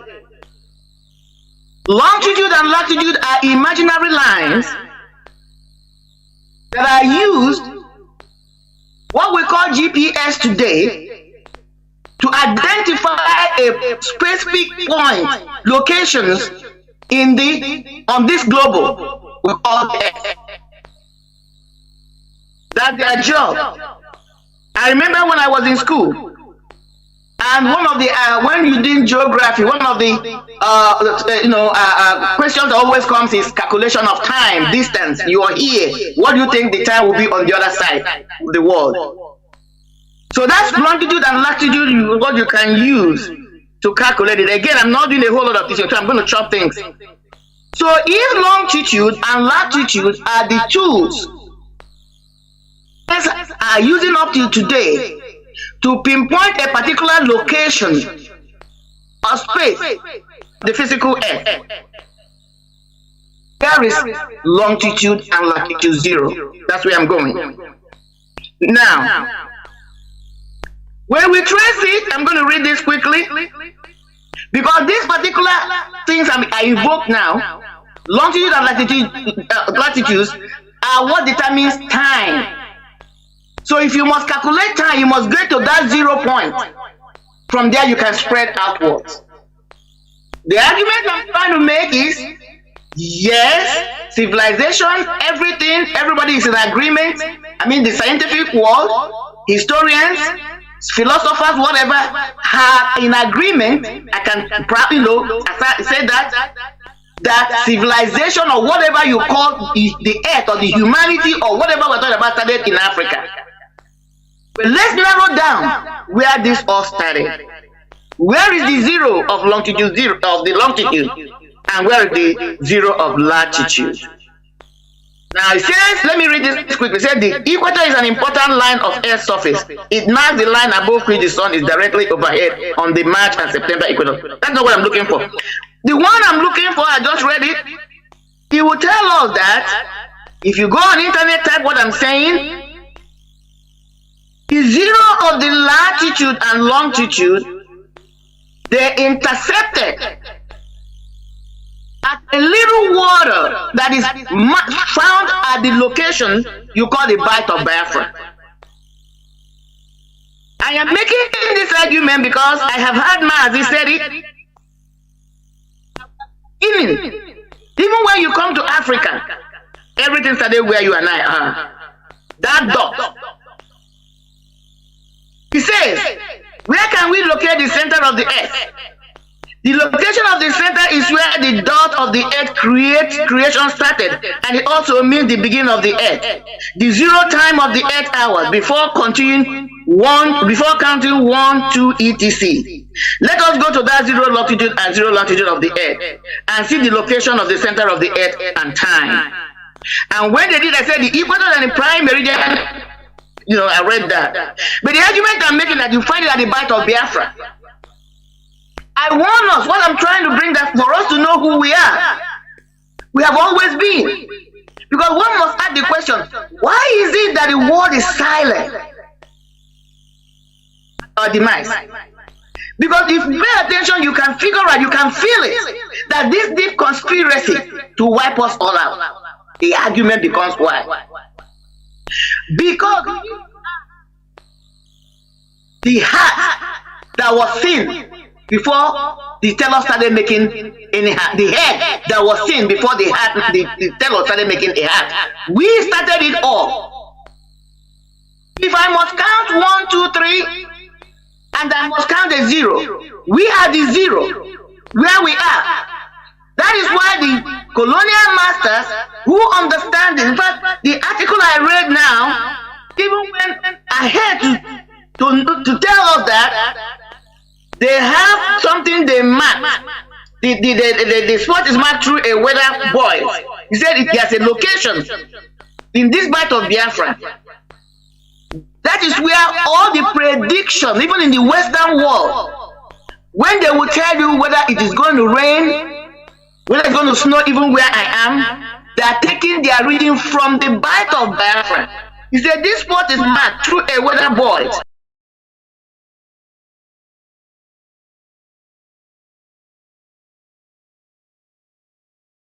Station 130, 1,310 souls is placed at the exact location of degree, latitude, degree, longitude. It is owned and maintained by the Prediction and Research Mod Array in the Atlantic Pirate. Like more other boys, so regularly records weather data from the Gulf of Guinea, such as air and weather temperature and wind speed and directions. Okay, and he said the natural GIS data also added an imaginary island to the 0 locations in 2011. It is the designated area of 1 square meter called the Null Island. Natural aid data refers to it as a troubleshooting country with an intermediate sovereignty class and is used for the flagging geocode failure, which are routed to 00 by most mapping services. I'm not going to go, so continue reading it, but I would like us to go and read it. He's talking about us because there was a program I listened. I think it was on. I don't know. I know Mazi Methuselah is always playing our Hamadike's voice notes, but I cannot know for certain because I listened to a whole lot of platforms. Whether it was he that played it, where our Mazi Hamadike was saying that if only I can tell you people in Biafran land why these people are so much interested in us. It has nothing to do with us. It has nothing to do with oil or your natural resources. Say, I will not tell you this secret until when Biafra is restored. I don't know what it is, but I'm beginning to ask myself. Now look at here. The whole world have such an equipment, are reading their data.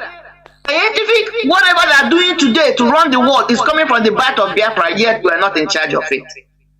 My argument and question today, is this one of the things why they don't want us to be? Because he who played the piper dictates the tune. Because should the bite of Biafra come today, I meant to say, we're going to be in charge of our spaces. We're going to be in charge of our locations. Are we going to tell the world not to have their scientific researches or mount their equipment in bite of Biafra? The answer is no. But we will make them to pay royalties to us.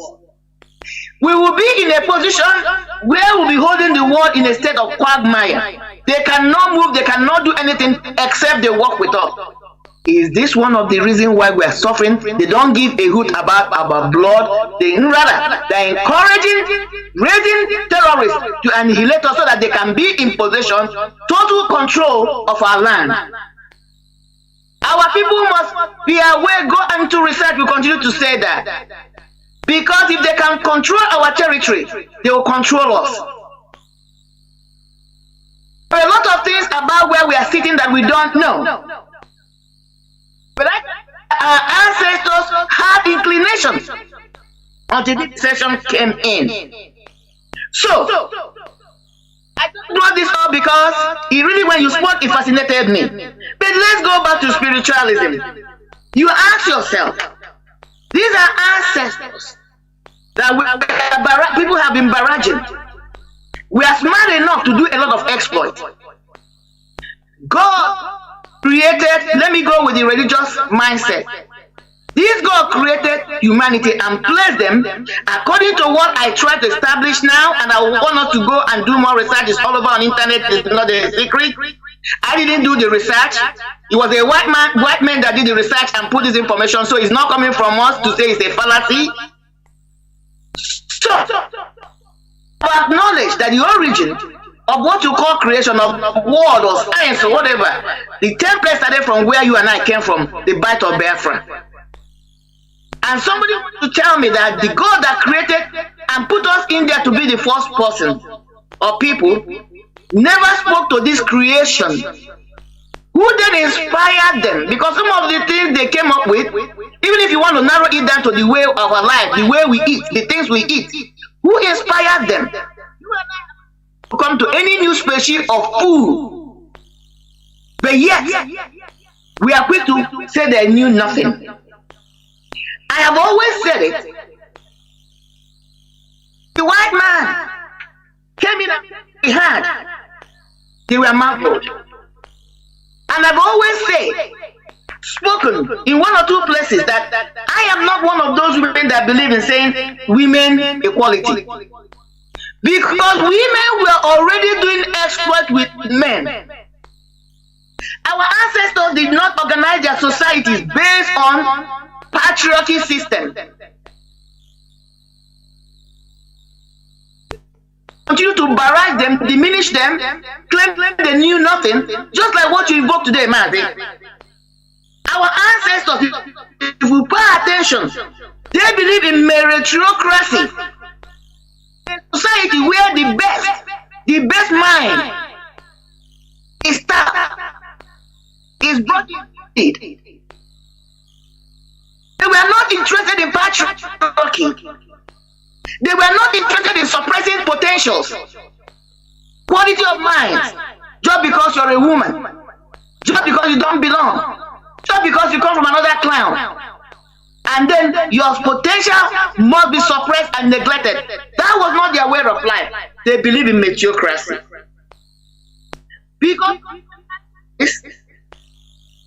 Because for you to go back and look at thriving organized society they had, they must have implemented meritocracy. You were not given a position because you're a woman. Neither were you given a position because you are a man. No, they look at your potential qualities, what you can bring as an individual to the society for the upliftment and the betterment of the society. That was our ancestors. And I make this argument because when you look back, again, our ancestors do not have any standing police.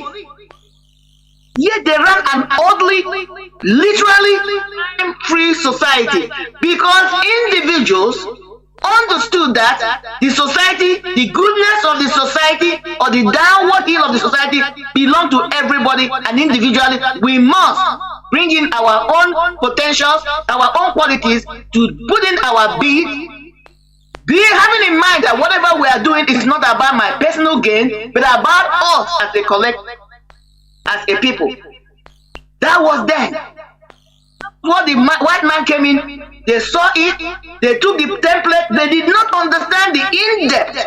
They couldn't run it because they were not the originators of this ideology. They came, they called it what democracy. Now let's look at what they have done with their democracy. Democracy is not even up to 1,000 years. It's already crumbling. But our ancestors write an organized society. Fair and free was the mantra. Fairness and free, fairness was the mantra. Ofonogu was the mantra. Ebeberugobere was the mantra. You are not looked upon or looked down because of your quality. But what I mean by that, whether you're a male or female, you are looked upon or you are looked up to based on what you could bring to the society. Our system was so complex, yet they understood the complexity because after all they initiated and developed it. That the white man, when he came in, they tried to understand it. It was a woozy to them. And what did they do? Just like how you can know a coward will come into a system they don't understand. Instead of them to take time to understand the system, they will begin to barrage and say it doesn't make sense. What they're doing is nonsense. What they're doing is stupid. We see some of the fools on social media coming that way. He set up a system called DOS. And some idiots walked in, they don't understand it because they're not in the system. Because you cannot understand any system if you're not in that system. You're looking from the periphery. Do not understand the DOS, the system, how it's run. And because he was not allowed to come in because he didn't have the quality, the potential to come in and be part of the system. Because they are ectoparasites. They were outside. What did they do? Joining them. Because they couldn't understand what did they do? We must pull them down. They begin to attack a system they didn't understand. That was exactly the game the white man played. Begin to barrage the system, the complex system, ancestors who were masters in organizing a smooth running society with their own ideology, with little or no effort of policing anybody, because the values were so taught. Values were so everywhere. Everybody knew what to do. That everybody brought their own little piece, and the system was running like a well-oiled machine. But when the white man came, because they couldn't understand it, they tried, they bastardized it, they tagged it bad names, and then took the same template, went and created what they call democracy or whatever. Socialism.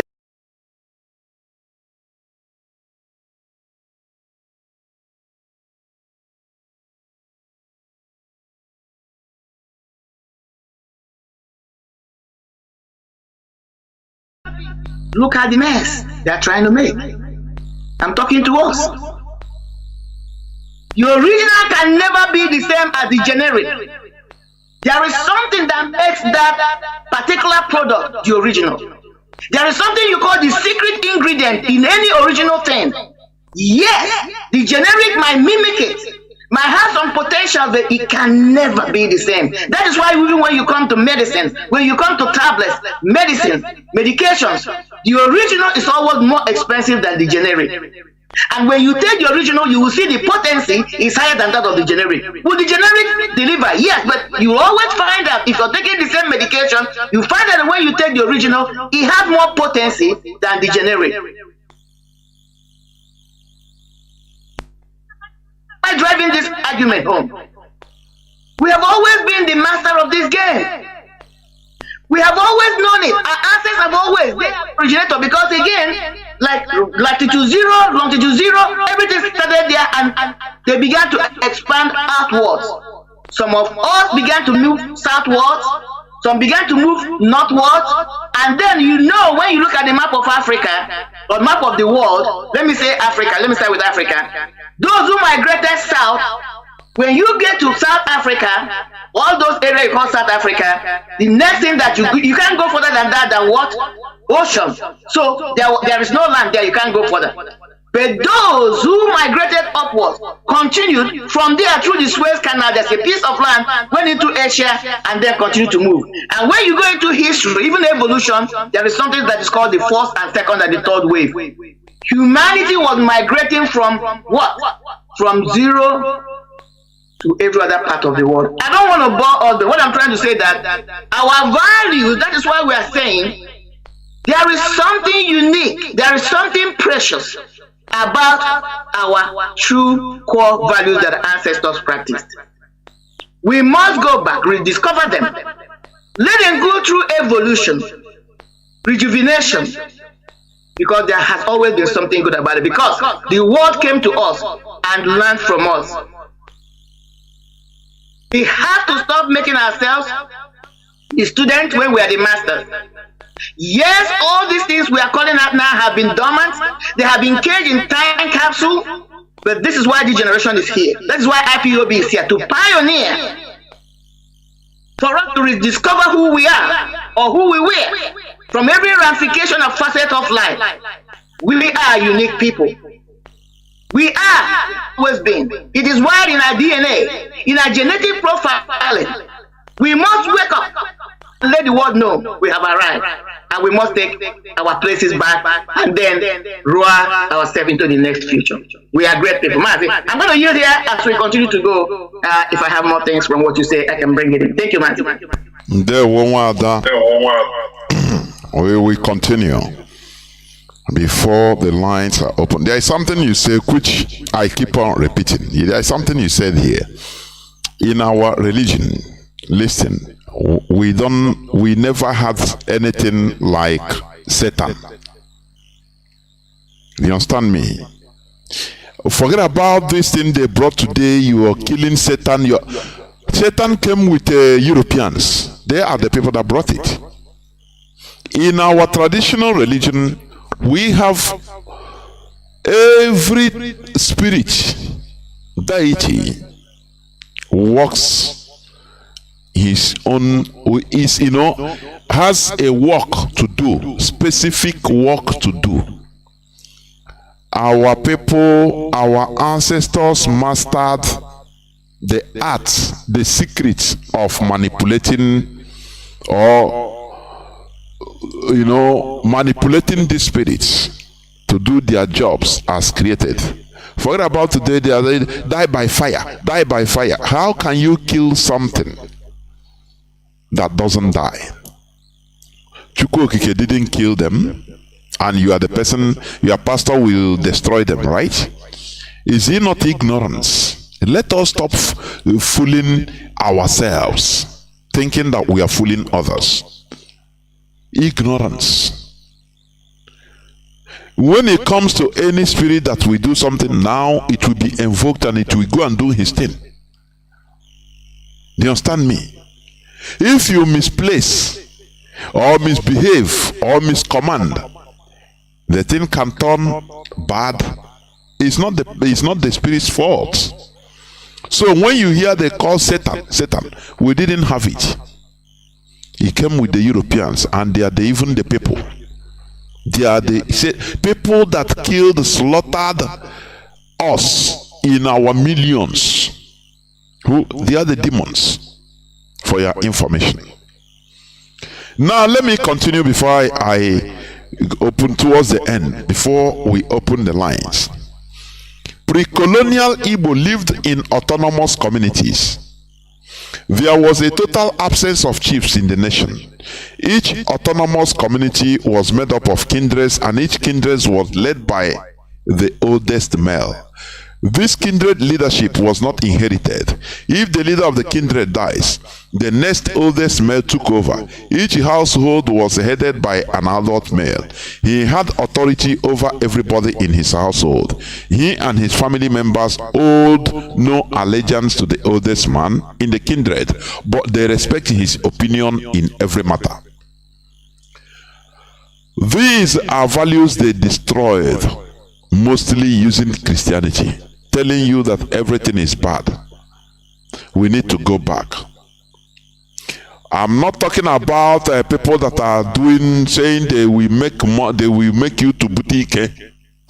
This is not what we are talking about. These people, they are also scammers. They are not representing our culture, neither our value. Do you understand? What matters most is education. People that will come up and educate our people on our values, on our natural traditions, as Mazi Matthias is doing, organizing a place. People will come, there will be teachings. We arm ourselves with knowledge. That is the most important thing. Not this money. We have been looking for this money. But where did it lead us? Individually, we are progressing, but as a people, we are dying. Because we are only concentrated in looking for individual progress, individual money. That is why today you see children, they are exposed. All what they think about today is how to boutique. It is abomination in our land. I'm telling you. When we seek for our collective interests, everybody will benefit. Let me tell you, you see the Fulani, the way a tiny set of people, Fulani in Nigeria, they are not up to 1% or 2% of the Nigerian population. But why are they in charge of everything? Because they are in a bunch. They understand that once the progress, their collectivity progresses, each and every one of them benefits. That is the reality. But when each and every person start going east, west, north, south for our individual progress without no collectivity, the entire nation is dying. Look at our Igbo. We are everywhere around the world. Look at our meetings. We don't discuss, it is banned to discuss in Igbo meetings about our collective interest, about what is happening to us. All the Kanya are saying in our land. When you want to bring up what is happening in our land as a people, you say people will rise up and oppose. No, we don't want politics here. And you ask, what is the need of our then gathering? Is it to Alphon Emechi?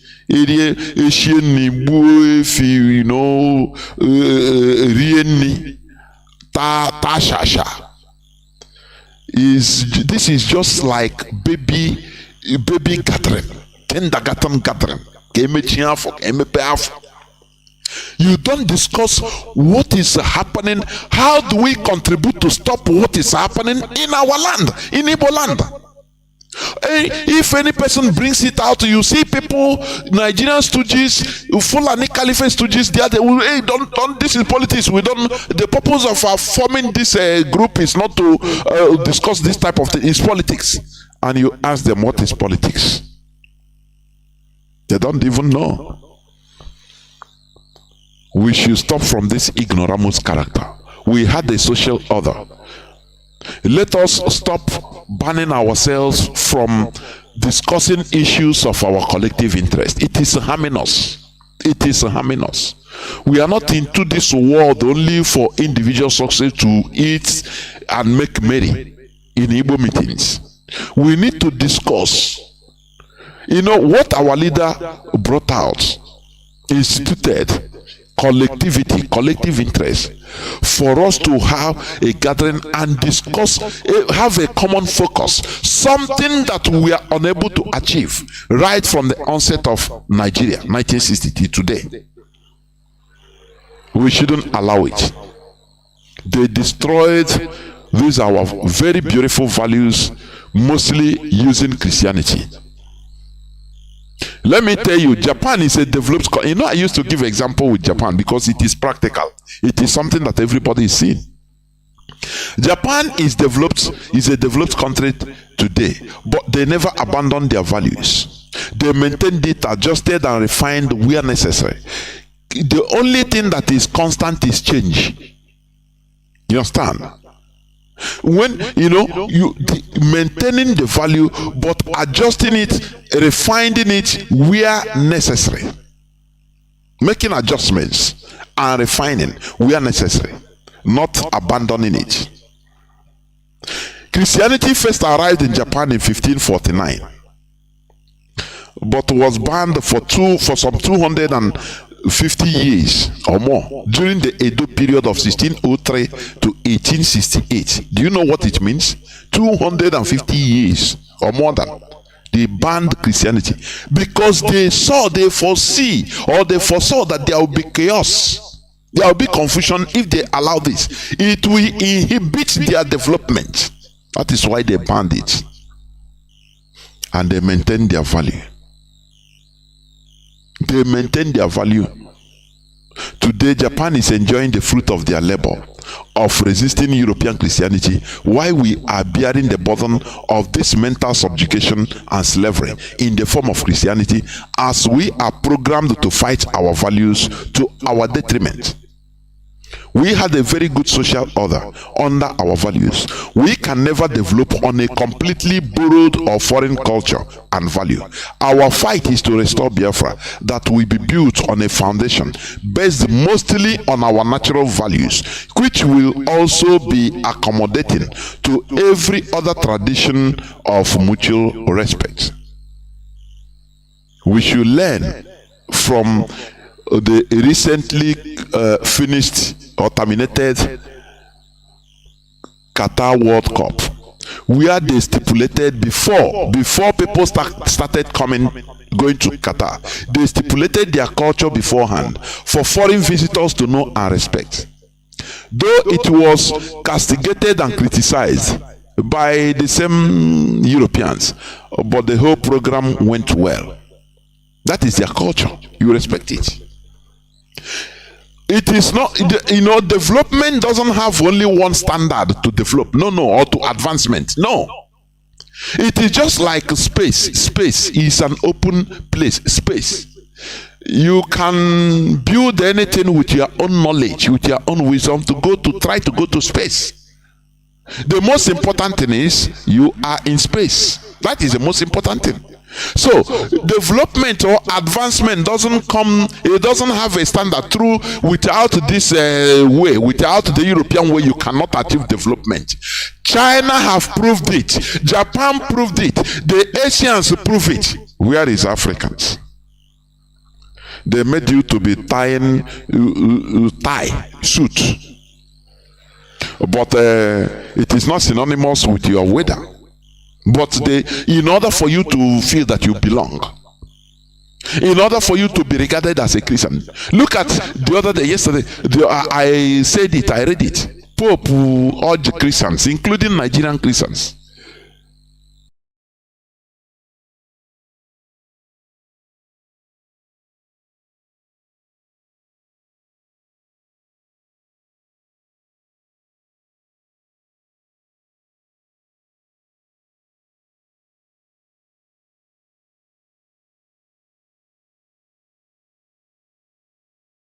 in order to give to Ukraine, not to be extravagant in Christmas, but they should spend less and save for Ukraine. Do you see it? How many Nigerian Christians have been slaughtered or are being slaughtered every day? Did they talk about them? For you to understand this religion, that it is their culture, their thing, it favors them, so it's a weapon of mental conquest. I'm telling you honestly. I'm telling you. It is. Guys, have been shouting, making sure about telling the world about the killing of Israel, but the need which is no. After you being negative in 15th century, 16th century, 1552 or thereabout. He is the person that gave a legitimacy, gave a decree, papal bull, they call it papal bull, to the European, the Portuguese, in order to go and enslave Africans, sub-Saharan Africans, enslave them, kill them. They are savages, destroy them, take their land, colonize them. A pope, Catholic pope, initiated what Africans are suffering today, for your information. This is a historical fact. We are not making it out. That is it. Go and read the papal bull of Pope Nicholas V.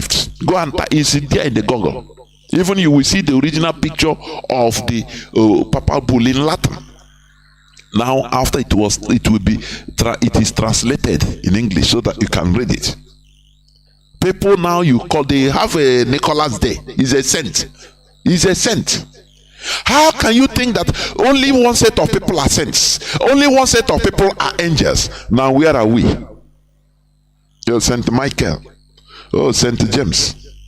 Even no Chinese saint. You never see Saint Hu Jintai. No. Or Saint Kawasaki. No. Only one set of people in this world. It tells you that religion is man-made. They made it in order to use it to conquer people. Otherwise, they would have had okay, let's pray Saint Okorafa. Oh, what of Saint Kolawole? Are you hearing me? But today you have a Catholic church in our land paying allegiance, paying money, sending to Rome.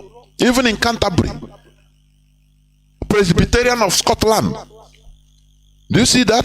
Do you see how, no matter, notwithstanding that Europe has Christianity as their culture, as their tradition, they adjusted into Christianity during the Roman Empire as their culture.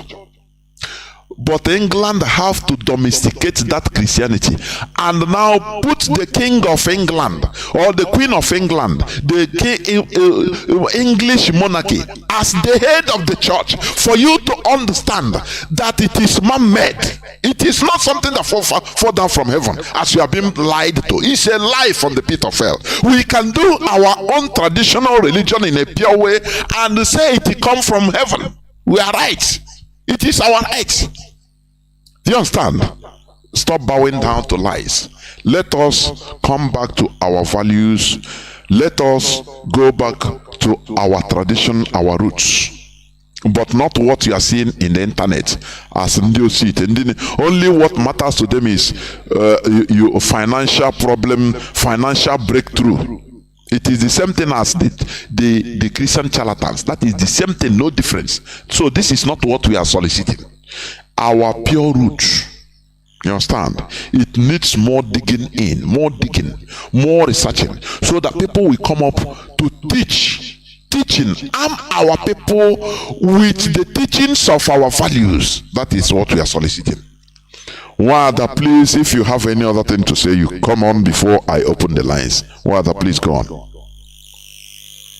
Yeah, man, the only thing, there are one or two things I would like to bring in is to those of us who continue to try to make the argument that Christianity brought education and enlightenment to us.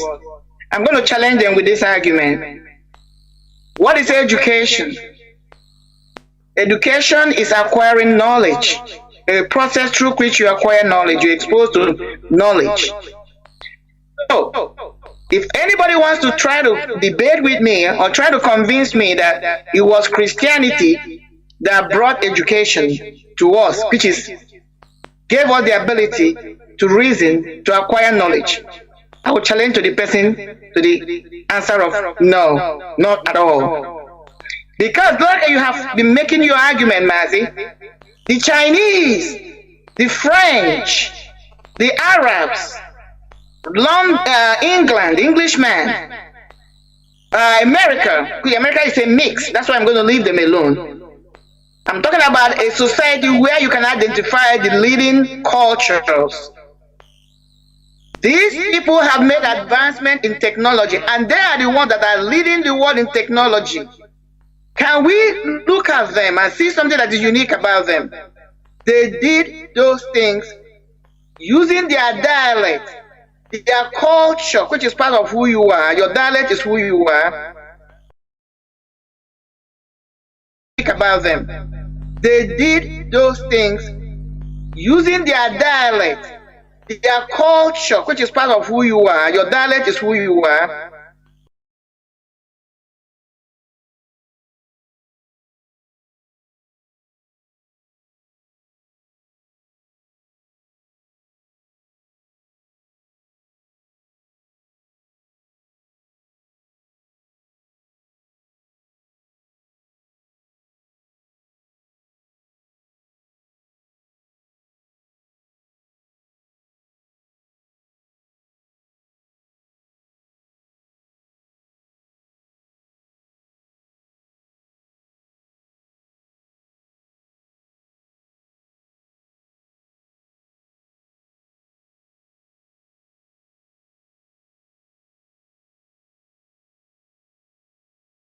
that is located in Biafra land established that our ancestors made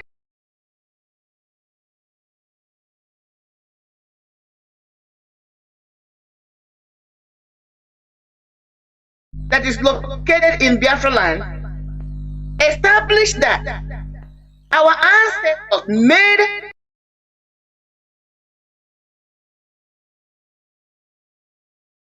that is located in Biafra land established that our ancestors made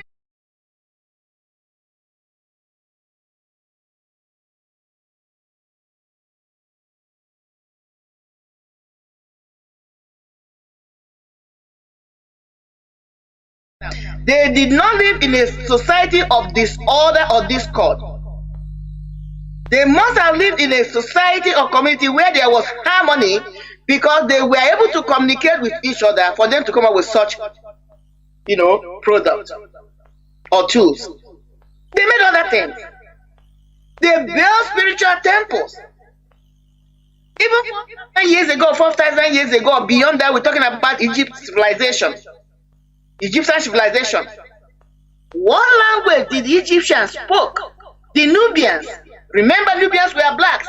When you talk about Egyptology, which I'm a student of Egyptology, you're speaking about the Nubians, and Nubians were Africans. They were the people that ran that empire or that society at that time. Those who left us and migrated to them. I'm not going into that details. So I'm talking about cultures and values.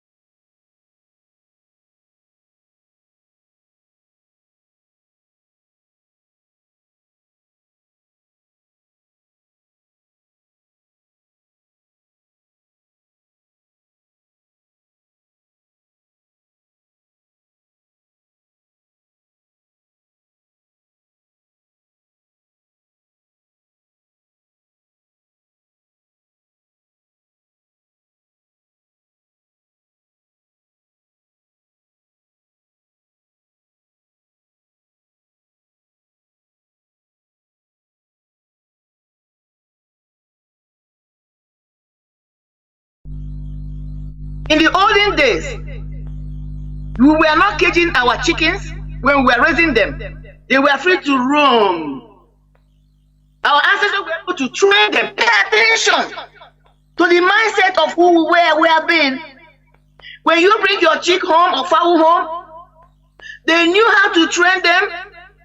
After 7 or 2 weeks, you let the chicken go or the fowl go, it will go around the whole neighborhood. When it's getting down to dusk, that chicken will come back to you. You didn't have to pursue it.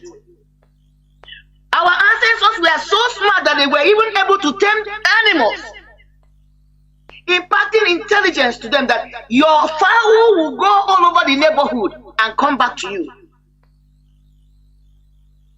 What freedom is all about. Voluntarily. The fowl will come back to you voluntarily. Let's step forward. Today, I am, I eat, what I'm using the analogy that always when I go to buy eggs, I try to look at the one they say free range. Free range means that they are not like caged in, like the typical raising a farm, chicken farm you see where you have them in a cage and each individual is in their own space or something like that. The other day I was buying, I said, what do they really mean by free range? It's what the colonial masters have done to us. Telling us that we're free, but yet they're controlling our minds. The money in America today, I believe, the same thing they have taken to our people, to Africa and other world. That your chicken you're raising is free range, or your animal is free range. Is that animal truly free to range, to roam about? No, because they will first of all put a fence.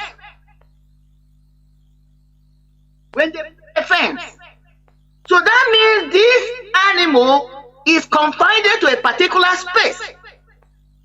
But a free range. Limitation to how much space it can roam. Unlike before, the chicken of olden days, even when I was growing up, could roam the whole neighborhood, go kilometers, but will come back. But this one is limited. So now if the animal could hear, you're telling the animal you are free to roam. But the question is, you have already set up a standard, a perimeter, how far I can roam. They have done to us. You have your independence. You are free. But meanwhile, they have put a structure within us and round about us. How far we can roam. How far we can be free. Through the so-called elites of our people. The so-called our politicians. They use them to put this structural perimeter how far you and I can go. Just like that. Who may think that that chicken or fowl is free or the animal is free? And if they could talk, they would say, it's only this fence that is limiting me. The argument, fence, the same matter that is feeding you, trying to make you feel like he cares about you. He is really the one that is caging you. And looking at our politicians, yes, they are part of it because they are the fence they have used to cage us through their structural decisions, through the decision, the political, the law they are making, the way they set the society, through the editing laws and things they put in place. They have limited the potentiality of our people, especially when it comes to the mind of our people. So there's so far you can't go beyond that. The master is sitting somewhere in London, pulling the strings through all these politicians to not right beyond a certain standard. And meanwhile, they can come back and say, we want to give you freedom. We want you to conduct free and fair elections. Meanwhile, they have put a cage round about our election processes. That the result can only be this way or the other. That is the manipulation. That is the deception. And we must be recognizant of it. Because the only way we can really be free, just like the old chicken that had the opportunity to freely go anywhere and voluntarily come back, is a total breakdown of these barriers. Man, I'm going to rest my case here. God bless. We must continue, and I do apologize for some technical issues that I'm experiencing. Sometimes the voice will go off. I now understand, and I will regulate it during another broadcast or before another broadcast, please. Therefore, bear with me. And one thing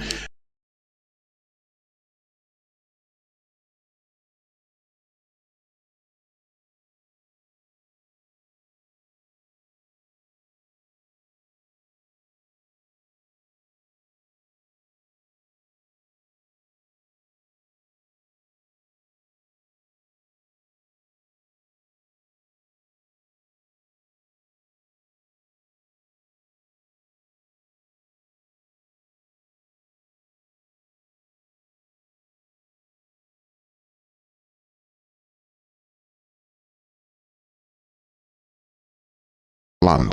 We have nothing to celebrate. Once again, I apologize for the fluctuations in this broadcast. I understand that there are things, there is something I need to upload and I didn't do it. It's now I'm seeing it. Or I need to upgrade. But we must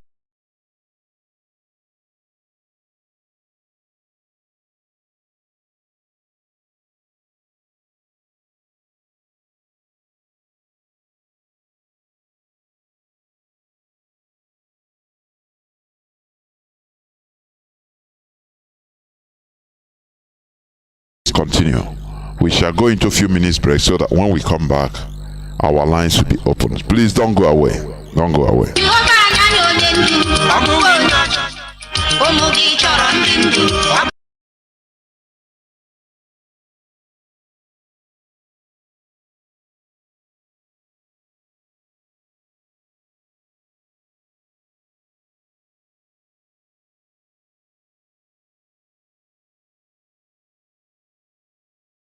IPOB na ESN esogo n'ịgba ụlọ ọrụ ntụliaka ọbụla ọkụ ịwakpo ndị ọchịchị maọbụ ịkụsasị ọgbakọ ndị na-egwu ndọrọndọrọ ọchịchị n'ụdị ọbụla ọba anyị hapụ ihe dịrị anyị agawa menwe ihe na-enweghị isi mbanụ na ahapụ ebe a na-echi eze agawa ebe a na-arụ agụ ọbịa mere udele ji sị kedu ka ya na baba ebe ya kwara isi ya akwa ọ bụ nwaanyị macha mma ya were mkpakara akpa mawa n'uwe a na-eme ya eme ọnụ mara ekwu ha tinye ndị nta akụkọ na-enweghị ụlọ ọrụ geenụ ntị anyị onwe anyị bụ ndị IPOB n'okpuru Maazị Nnamdi Kanu dị nsọ na-eme ka o doo anya na aka anyị na ụkwụ anyị na ihe niile adịghị na ntụliaka nke Naijiria ha kpọrọ selekshọn. Anyị anọkwanaghị n'igbochi onye ọbụla sị na ya chọrọ ịga ịtụ ịgaga tụọ ma ọ bụkwa onye sị na ya ịkwado ha ka ha gaga tụọ mbanụnụ abịrịka nwa ogbenye ọ bụrụ na ọ hụrụ ya n'anya ọ ga-ala mere ya n'oge ọnwụ ọ bụrụ na ahịa ezuwala kemgbe 12 na ịnwetara ya uru ngwanụ ya bụrụkwanụ na o meela gị baga uru baga ọkpụkpụ ọ dị ndụ ọnwụ ka mma kpọkpọ bebe dụọ n'onwe gị ọdụ maka na ụzọ dị mma agaghị aga na abụ ndị mba ụwa UN, EU, United Nations Human Rights, AU na ndị hụrụ nwere onwe n'anya nke bụ eziokwu bụ na anyị onwe anyị bụ ndị IPOB ebe anyị kwụ chinchin ma kwụsie ike na ihe anyị chọrọ bụ nke mbụ ka gọọmenti Naijiria n'okpuru ọchịchị Buhari mee ihe ekpere n'ikpe na ezi omume bụ ịtọhapụ Maazị Nnamdi Kanu dị nsọ na-enweghị ntụgbara aka dịka ụlọikpe ha si ya lawa na ikpe amaghị ya. Nke abụọ abụrụ haziere ndị Biafra rụfele ya ndụm bụ nke nwa bekee kpọrọ referendum ngwa ngwa na-egbughị oge ka ụmụ Biafra were aka ha kpebie ebe ha chọrọ ịnọ. Onye ọbụla si n'otu anyị dị na Naijiria na ọ dị ya mma maọbụ na Naijiria dị ya mma biko ọfọm na-agụrụ ya bụ ya dịkwa ka Naijiria. Onye ọbụla jikwanụ aha Maazị Nnamdi Kanu IPOB na ESN na-eme mpụ iji gbaa anyị aha ọjọọ ma anyị une n'ihu ala Biafra echekwala ya ọzọkwa ibu anyị dị mfe yoku anyị adịghị egbu mgbu naanị tọhapụ Maazị Nnamdi Kanu dịka ụlọikpe kpere ya n'ikpe ma nye anyị ụbọchị referendum nke mba ụwa ga-eji aka ha kirie ma hazie okwu agwụ. Ozi a si n'aka Indigenous People of Biafra IPOB.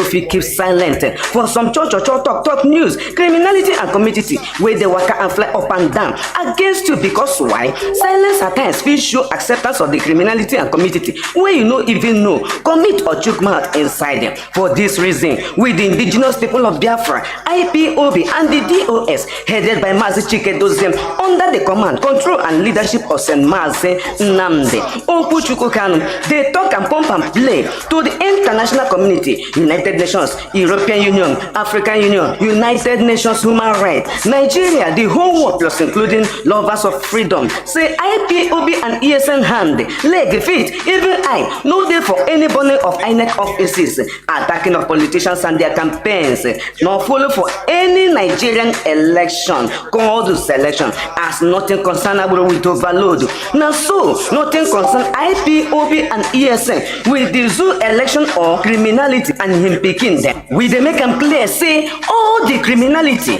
where they happen for Biafra land. Now the Nigerian politicians put turn the pot where they boil for fire because of their selfish and inordinate ambition, using some remarks to do their dirty jobs for them. We, IPOB under Mazi Nnamdi Kanu, are whiter than white and whiter than snow. Our only demand at the bus stop when we stand gidigbam, na Nigerian government to release Mazi Nnamdi Kanu unconditionally, whom their court found nothing against him and declared him discharged and acquitted. The way Pontius Pilate found nothing against Jesus Christ. Secondly, let them conduct an immediate UN-EU AU supervised referendum with immediate alacrity for Biafrans to decide for themselves where they want to be. Nowhere in the whole wide world where relationship and the marriage now by force. IPOB no there for Nigerian president, no there for election, no there for senior president or any nonsense called Nigerian selection or election. We no go support anybody to vote and we no go stop anybody to vote. We no get any party, we no get any candidate. Our party na IPOB, our candidate na Mazi Nnamdi Kanu, our nation na Biafra. As nothing can be compared to total and uncompromised freedom, our demand is simple: release Mazi Nnamdi Kanu and conduct referendum for us. Na there where we stand gidigbam. Remember, a broken bottle has no reason at all. This one na end of discussion. This message now from the indigenous people of Biafra, IPOB, under the leadership, control and command of Mazi Nnamdi Kanu. They bring una this message.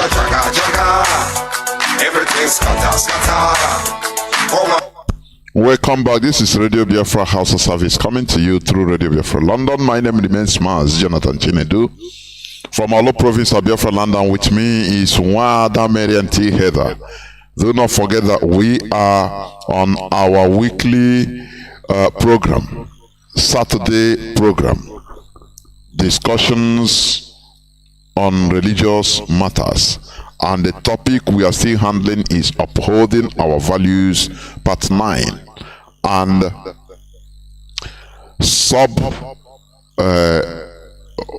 caption of our natural or social order, our social order, the second part. Therefore, our lines are open. Please do not hesitate.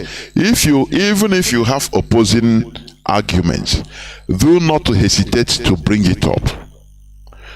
What we are doing here is just like a parliament where we debate and allow superior arguments to reign. That is it.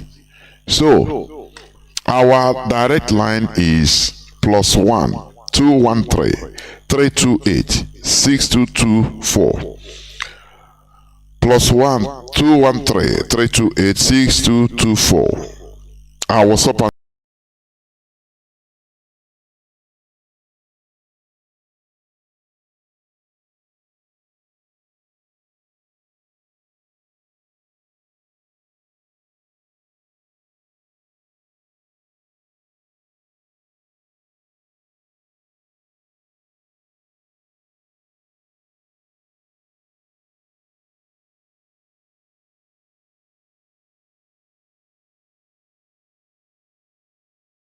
They were in Chineke.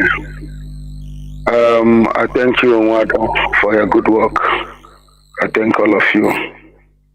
Sometimes I will ask myself, if Biafrans cannot listen to Radio Biafra, where else will they be listening to? Because Radio Biafra is a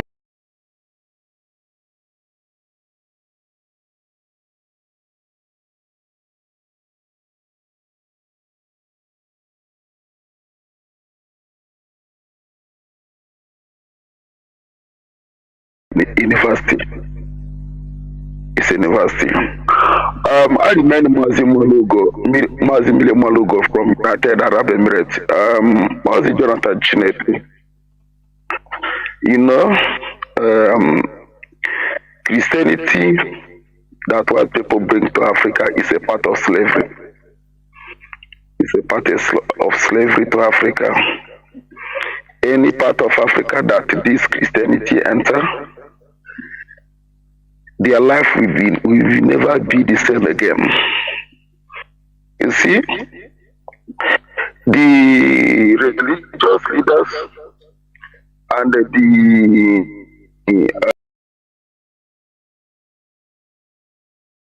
enter, their life will never be the same again. You see, the religious leaders and the enter, their life will never be the same again.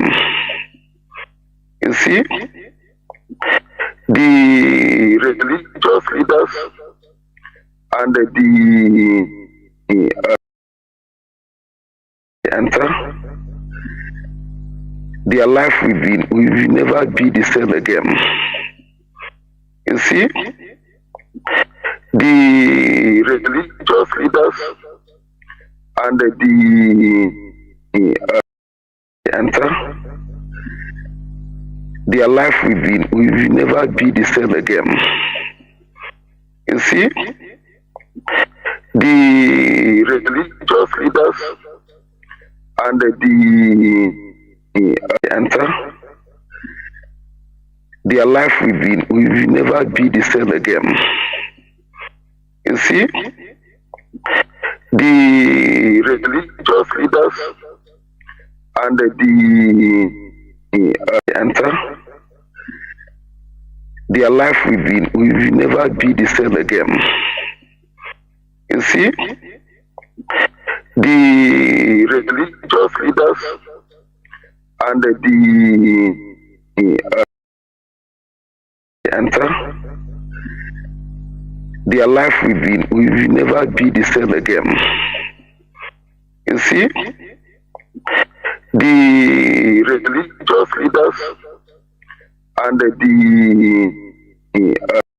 enter, their life will never be the same again. You see, the religious leaders and the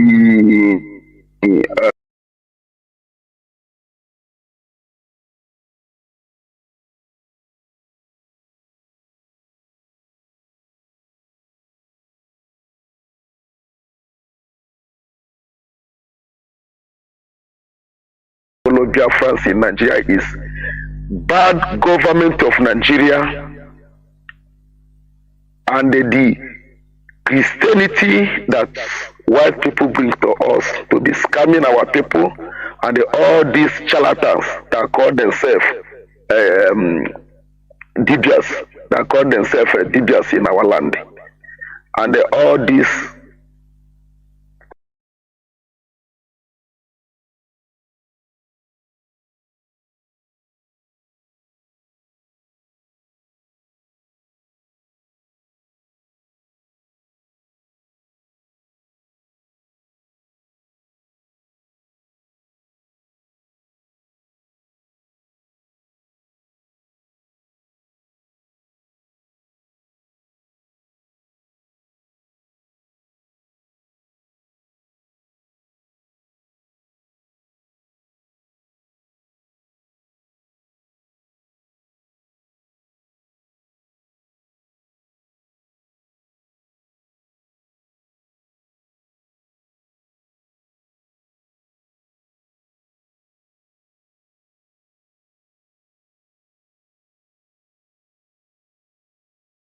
coastal region of Biafra, Akwa State precisely.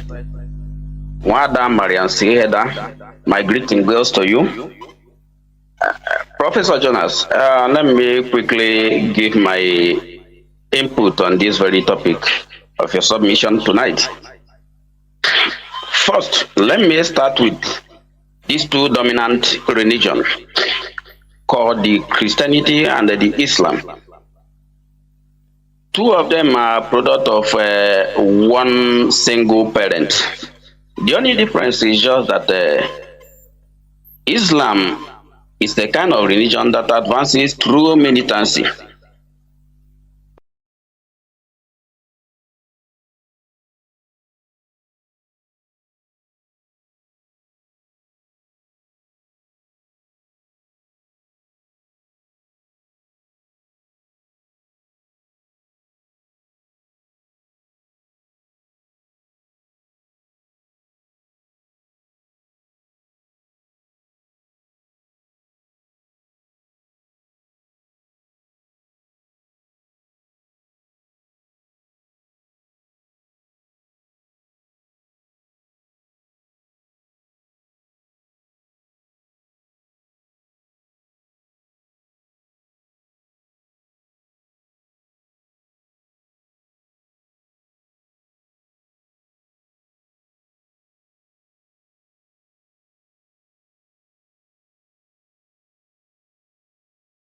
are making up, please.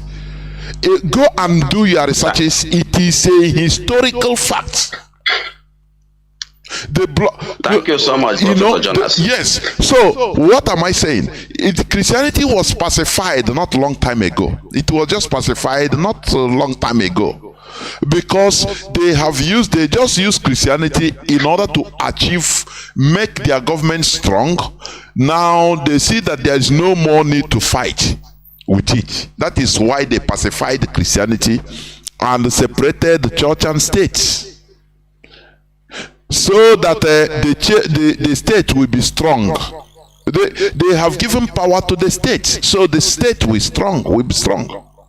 Do not forget that even Islam, in the Islamic calendar, Islam is still in 15th century. 15th century, that is in their 14 something, minus 700 years, or almost 700 years from 2022. Okay. Professor Jonathan, I don't know whether, because in my device it is repeating, I don't know whether you have you are done with the emphasis you wanted to. Yeah. Go on. Okay. Thank you so much. Why I was talking about Christianity advancing by forceful conviction, I am just talking primarily in the elementary knowledge on what we were forced to believe. But in advanced level, that is where you are going to. It is not everybody that will just will be able to understand it in that advanced level. But thank you so much for elaborating on that. So those were things I wanted to say, that these are just the differences between the two dominant religions. But far from that, are we saying that there are no other religions in the world? There are 1,001 religions in the world. Now the question is, why must these two try to suppress other religions? Mind you, that religion is peculiar to people from their own organic creations. Religion is not, it doesn't have to be one. Everybody has their way of life based on the order of things, like you just mentioned, how God created people, either by evolution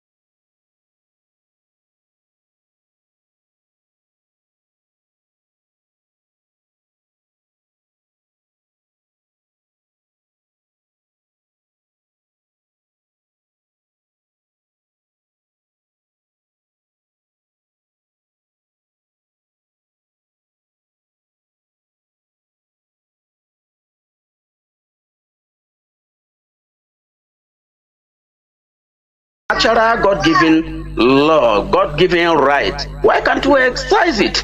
If the Britain can liberate themselves from the European Union based on the assertion of communality and value system. And of course, it is more glaring here in the zoo.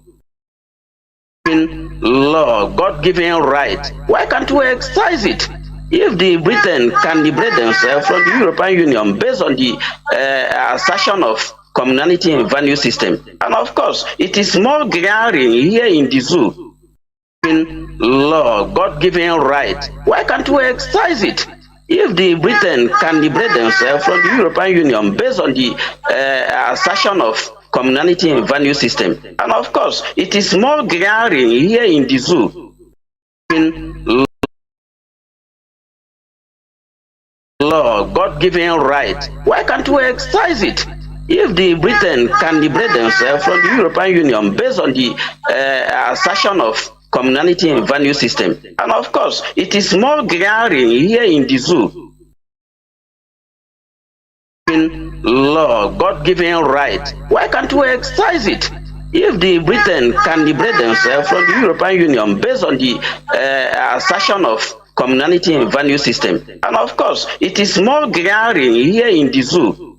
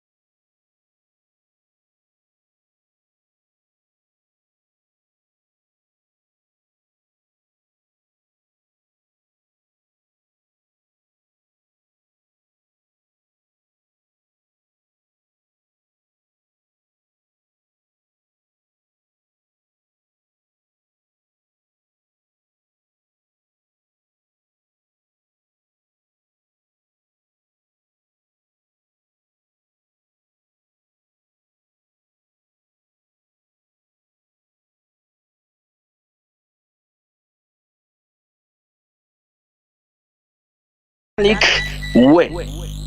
And those were the reason why those countries were able to realize themselves and be able to identify with the human and the natural development. So it is unlike what this rubbish that the Britain concocted here in the zoo, and for the causes of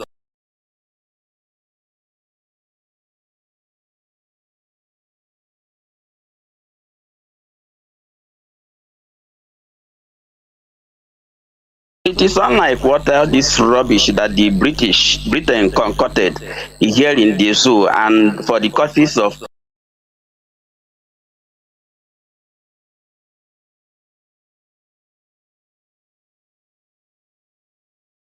it is unlike what this rubbish that the Britain concocted here in the zoo, and for the causes of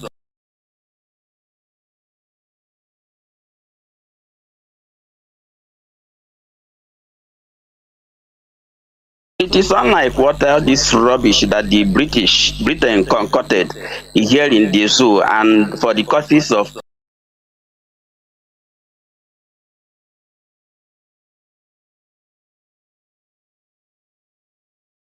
it is unlike what this rubbish that the Britain concocted here in the zoo, and for the causes of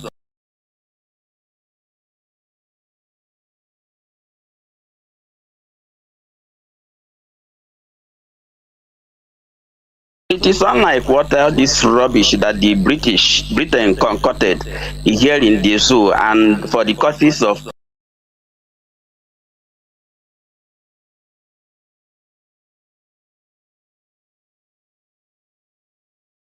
it is unlike what this rubbish that the Britain concocted here in the zoo, and for the causes of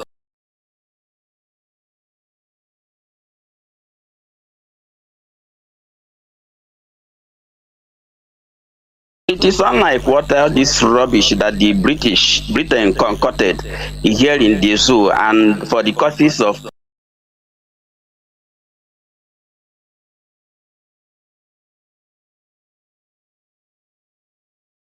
It is unlike what all this rubbish that the Britain concocted here in the zoo and for the causes of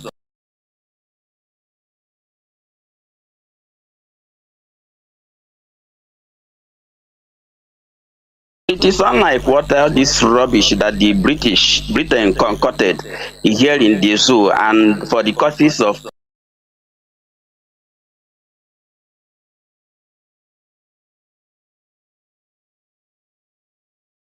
here in the zoo and for the causes of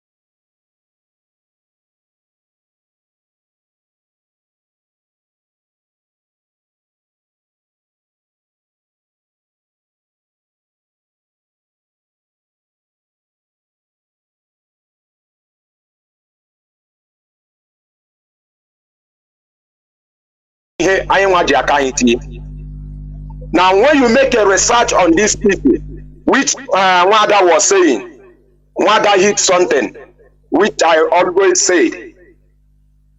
These people did not.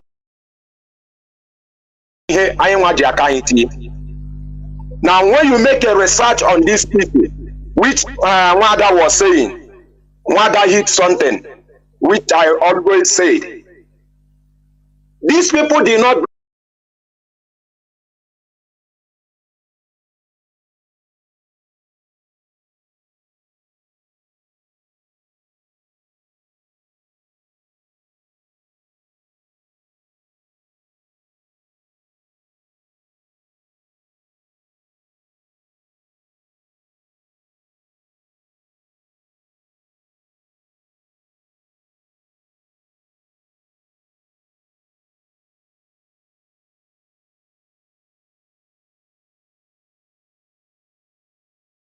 He show you where to fall. Now, I asked him a question. He said that if I do not clarify him that he will beat me, I say, okay. First of all, I asked him his name. His name is Felix. I asked him what is the meaning of Felix. Where your real name is Chinedu. Now, you see that education, the religion which they bring to us is to defraud us, is to take away our asking his name. His name is Felix. I asked him what is the meaning of Felix. Where your real name is Chinedu. Now you see that education, the religion which they bring to us is to defraud us, is to take away our asking his name. His name is Felix. I asked him what is the meaning of Felix. Where your real name is Chinedu. Now you see that education, the religion which they bring to us is to defraud us, is to take away our asking his name. His name is Felix. I asked him what is the meaning of Felix. Where your real name is Chinedu. Now you see that education, the religion which they bring to us is to defraud us, is to take away our asking his name. His name is Felix. I asked him what is the meaning of Felix. Where your real name is Chinedu. Now you see that education, the religion which they bring to us is to defraud us, is to take away our. His name is Felix. I asked him what is the meaning of Felix. Where your real name is Chinedu. Now you see that education, the religion which they bring to us is to defraud us, is to take away our.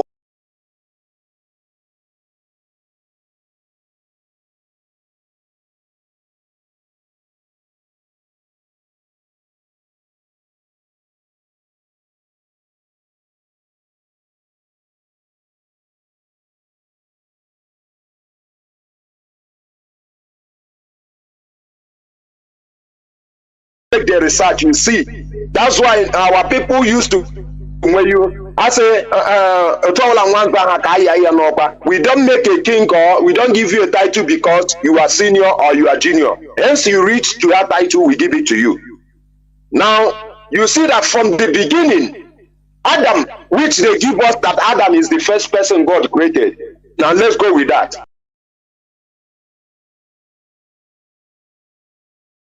Give it to you. Now, you see that from the beginning, Adam, which they give us that Adam is the first person God created. Now, let's go with that.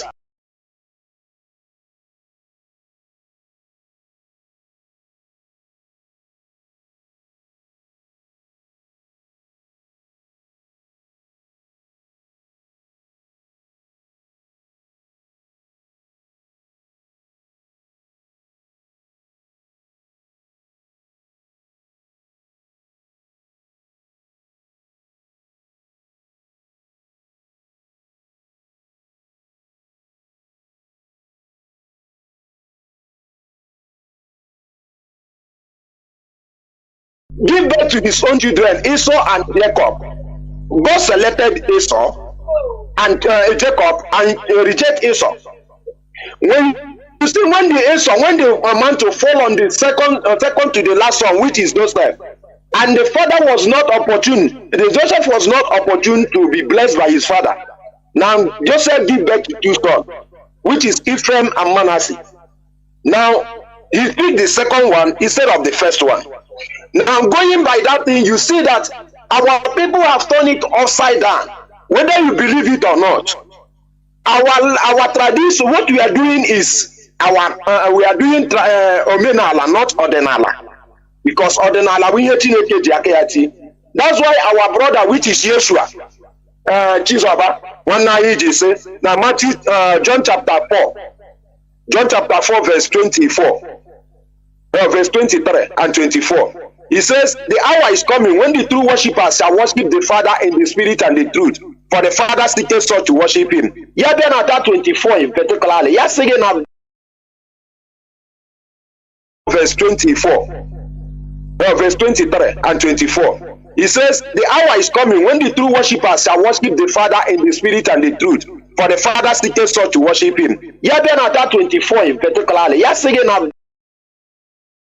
verse 24, verse 23 and 24. He says, the hour is coming when the true worshippers shall worship the Father in the spirit and the truth, for the Father seeketh such to worship him. Yeah, then at that 24 in particular, yes, again,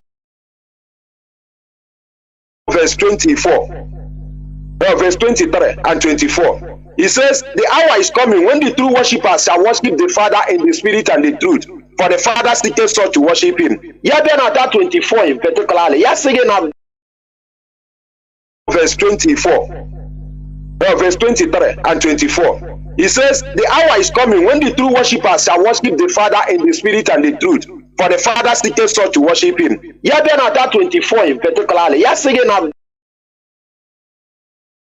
verse 24, verse 23 and 24. He says, the hour is coming when the true worshippers shall worship the Father in the spirit and the truth, for the Father seeketh such to worship him. Yeah, then at that 24 in particular, yes, again,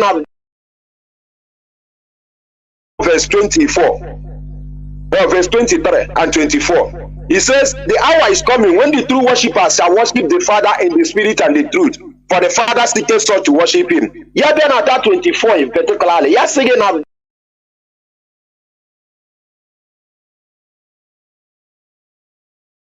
verse 24, verse 23 and 24. He says, the hour is coming when the true worshippers shall worship the Father in the spirit and the truth, for the Father seeketh such to worship him. Yeah, then at that 24 in particular, yes, again, verse 24, verse 23 and 24. He says, the hour is coming when the true worshippers shall worship the Father in the spirit and the truth, for the Father seeketh such to worship him. Yeah, then at that 24 in particular, yes, again, verse 24, verse 23 and 24. He says, the hour is coming when the true worshippers shall worship the Father in the spirit and the truth, for the Father seeketh such to worship him. Yeah, then at that 24 in particular, yes, again, verse 24, verse 23 and 24. He says, the hour is coming when the true worshippers shall worship the Father in the spirit and the truth, for the Father seeketh such to worship him. Yeah, then at that 24 in particular, yes, again,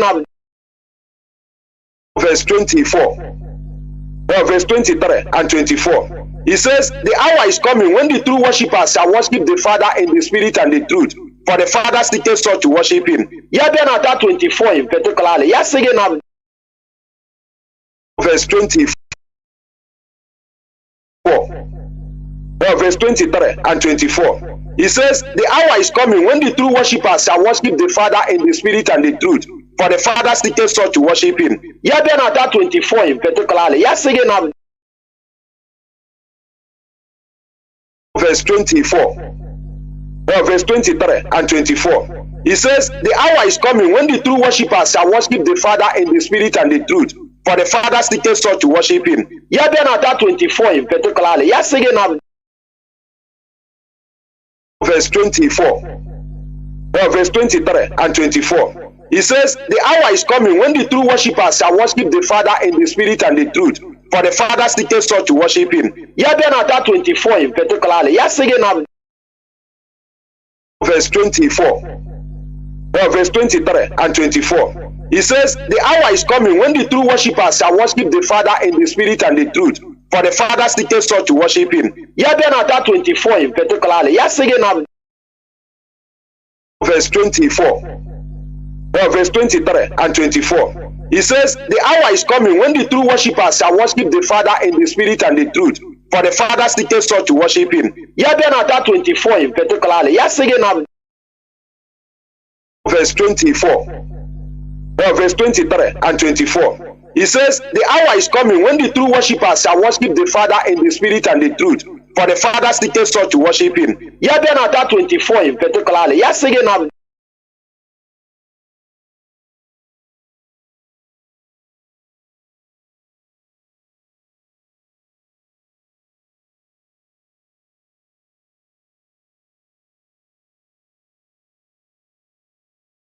case and educate on it. And if you don't agree on the judgment of your village Amala, you go to the town Amala, and that is the ultimate. What they say goes. How did these people do us this us? So Britain demonized our values and devalued our social order and our value system and our organizational system.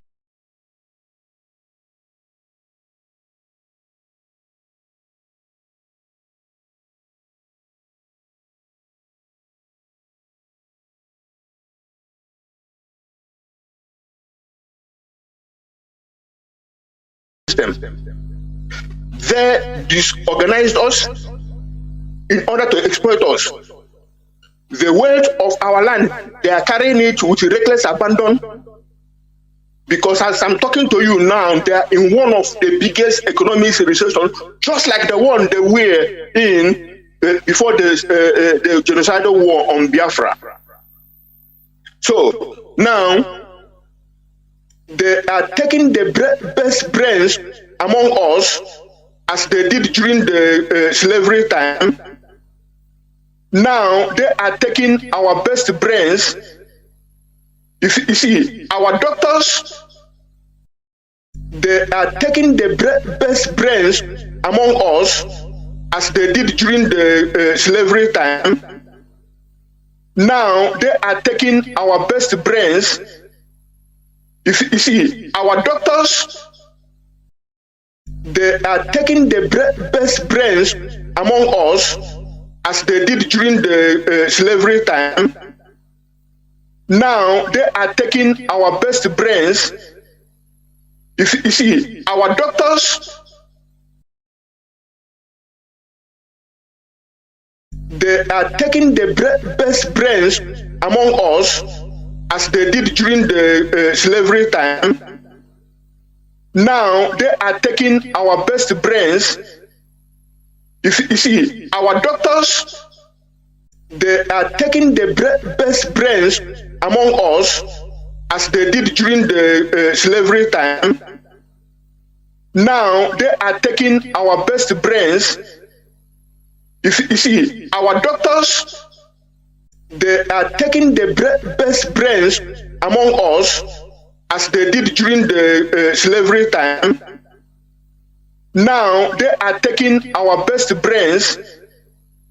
You see, our doctors, they are taking the best brains among us, as they did during the slavery time. Now they are taking our best brains.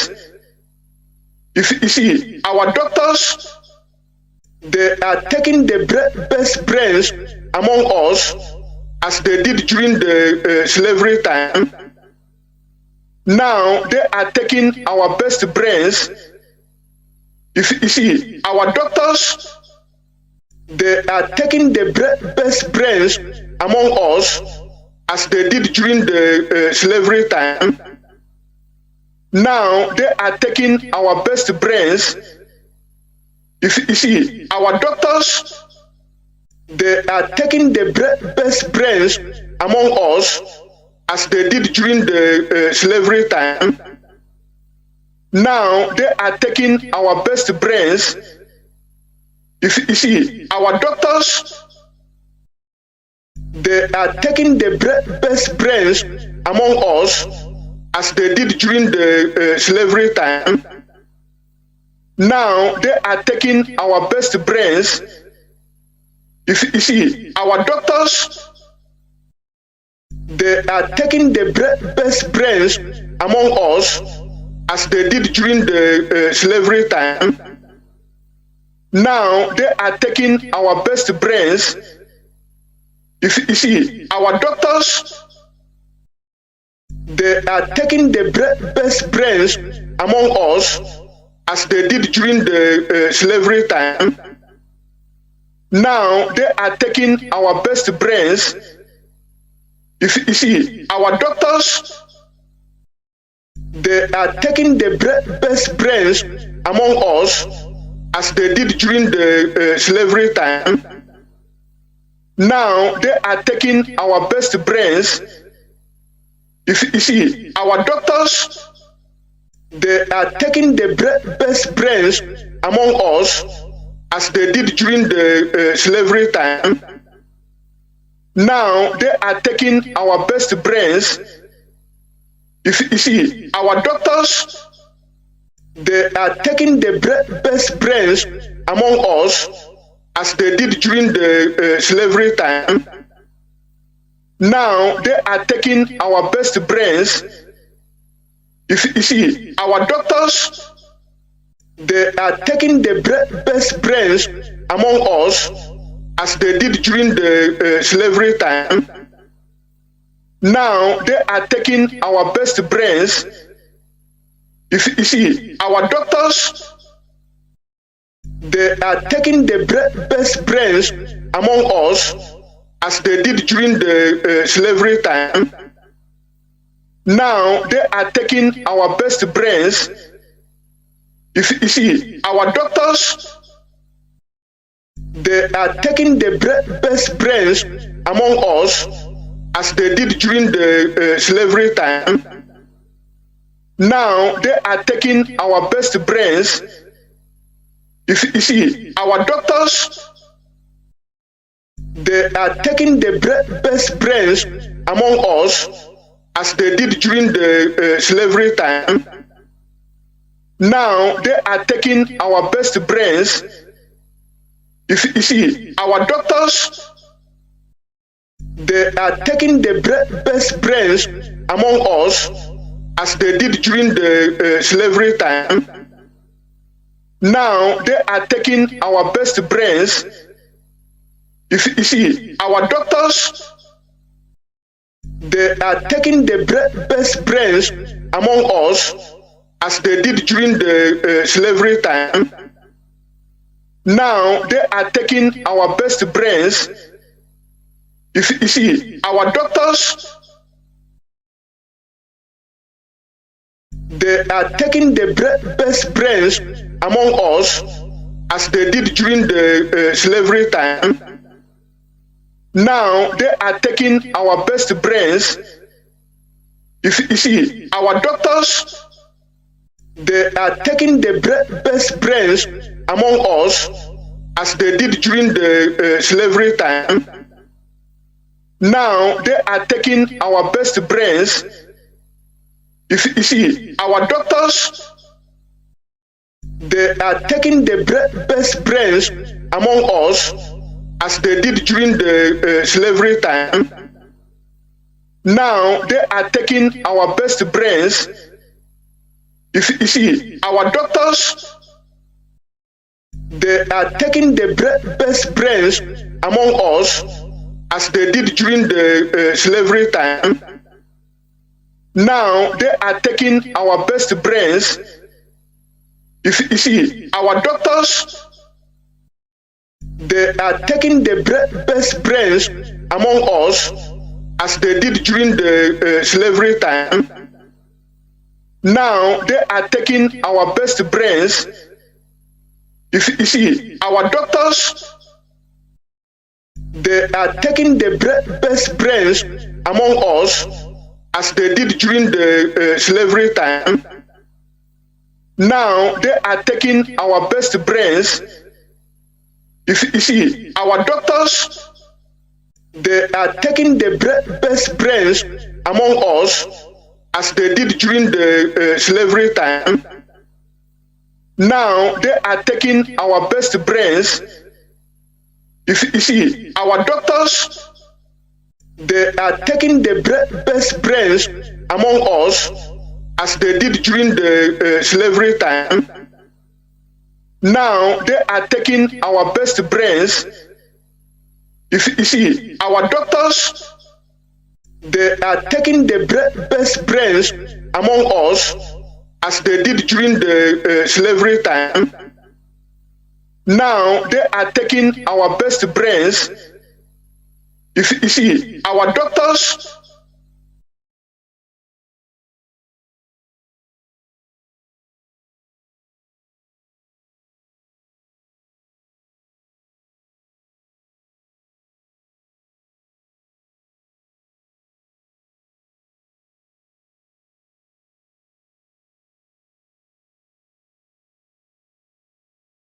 rest here. We all have a wonderful day, as I stated. Those who celebrate Merry Christmas, I wish you the best. Enjoy yourself. Be careful of your surroundings. Just like Mazi said, when the enemy knows that we are caught up in merriment, they'll forget ourselves. That is opportunity for them to invade us or to lay strategic siege. We know we have enemies that have surrounded us. They don't want us to live. They don't want us to be. They are serious, and we must take their threats serious. Be your brothers and sisters keeper. Watch ourselves, guard our communities. Together we must arise, we must defeat. And I must let us know our enemies, our local enemies, that I mean in that zoological republic, all their efforts have come to nothing. So they are in a state of confusion, they're tattered now. Let us be encouraged.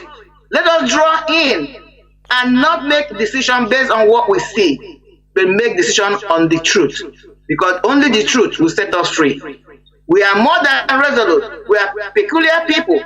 Let us work together. Be one of the brothers keeper, and these enemies, we must defeat them. They're already at the breach of annihilation. Thank you all. Have a wonderful day again, and enjoy your holidays. God bless you. Dear Nwada, thank you very much. Biafrans and lovers of freedom, we have come to the end of this program. It is bedeviled with many disturbances, ups and downs, which I need to, regulate. I see the faults, but I need to regulate it. And I cannot do it while broadcasting. Now, what we do here, what we are saying here,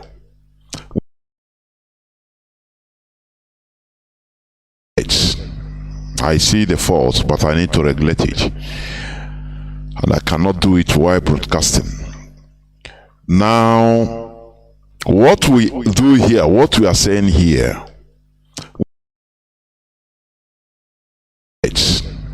I see the faults, but I need to regulate it. And I cannot do it while broadcasting.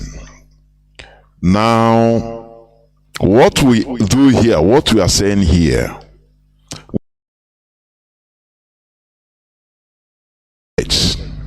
I see the faults, but I need to regulate it. And I cannot do it while broadcasting.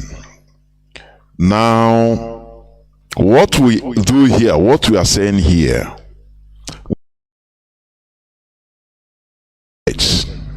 I see the faults, but I need to regulate it. And I cannot do it while broadcasting. Now, what we do here, what we are saying here, I see the faults, but I need to regulate it. And I cannot do it while broadcasting. Now, what we do here, what we are saying here, I see the faults, but I need to regulate it. And I cannot do it while broadcasting. Now, what we do here, what we are saying here,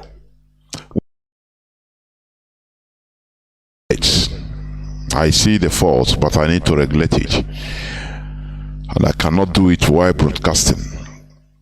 Now, what we do here, what we are saying here, I see the faults, but I need to regulate it. and I cannot do it while broadcasting. Now, what we do here, what we are saying here, I see the fault, but I need to regulate it, and I cannot do it while broadcasting. Now, what we do here, what we are saying here,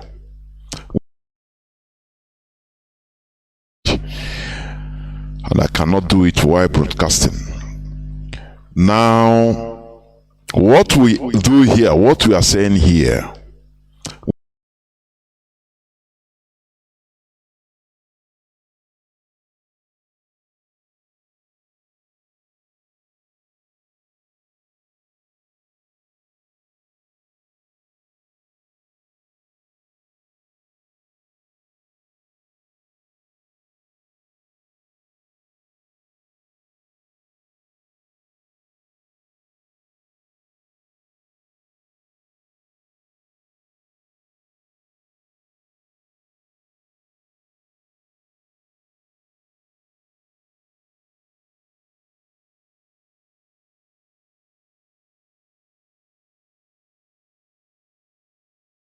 tradition is perfect, for your information.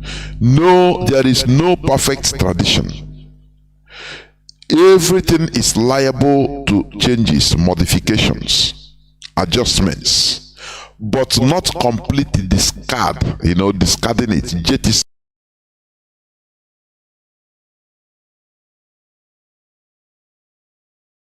Everything is liable to changes, modifications, adjustments, but not completely discard, discarding it, jettison.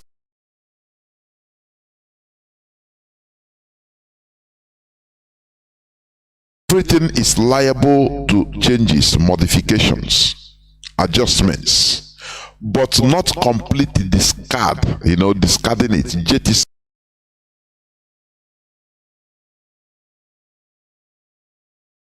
Everything is liable to changes, modifications, adjustments, but not completely discard, discarding it, jettison.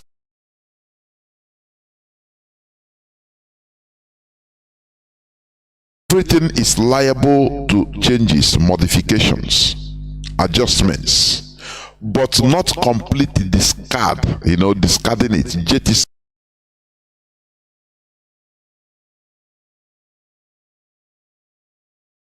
Everything is liable to changes, modifications, adjustments, but not completely discard, discarding it, jettison.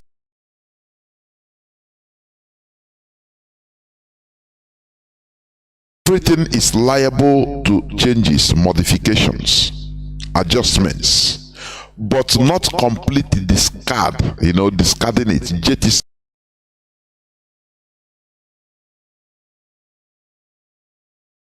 Everything is liable to changes, modifications, adjustments, but not completely discard, discarding it, jettison.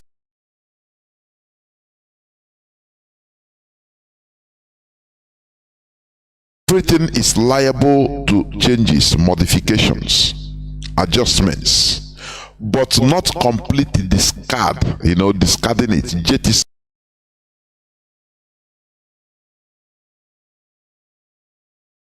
Everything is liable to changes, modifications, adjustments, but not completely discard, discarding it, jettison.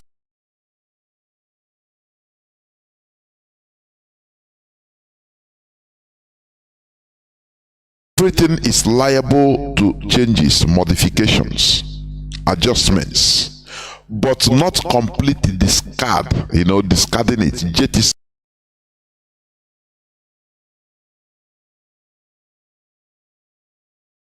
Everything is liable to changes, modifications, adjustments, but not completely discard, discarding it, jettison.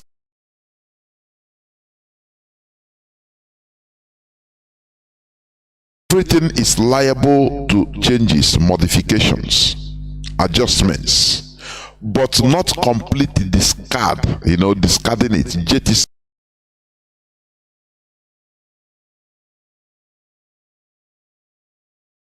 Everything is liable to changes, modifications, adjustments, but not completely discard, discarding it, jettisoning.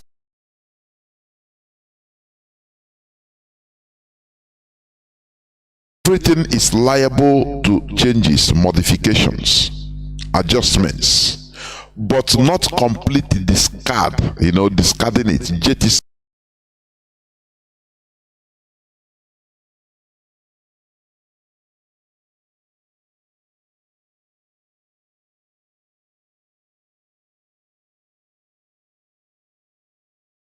It, jettisoning.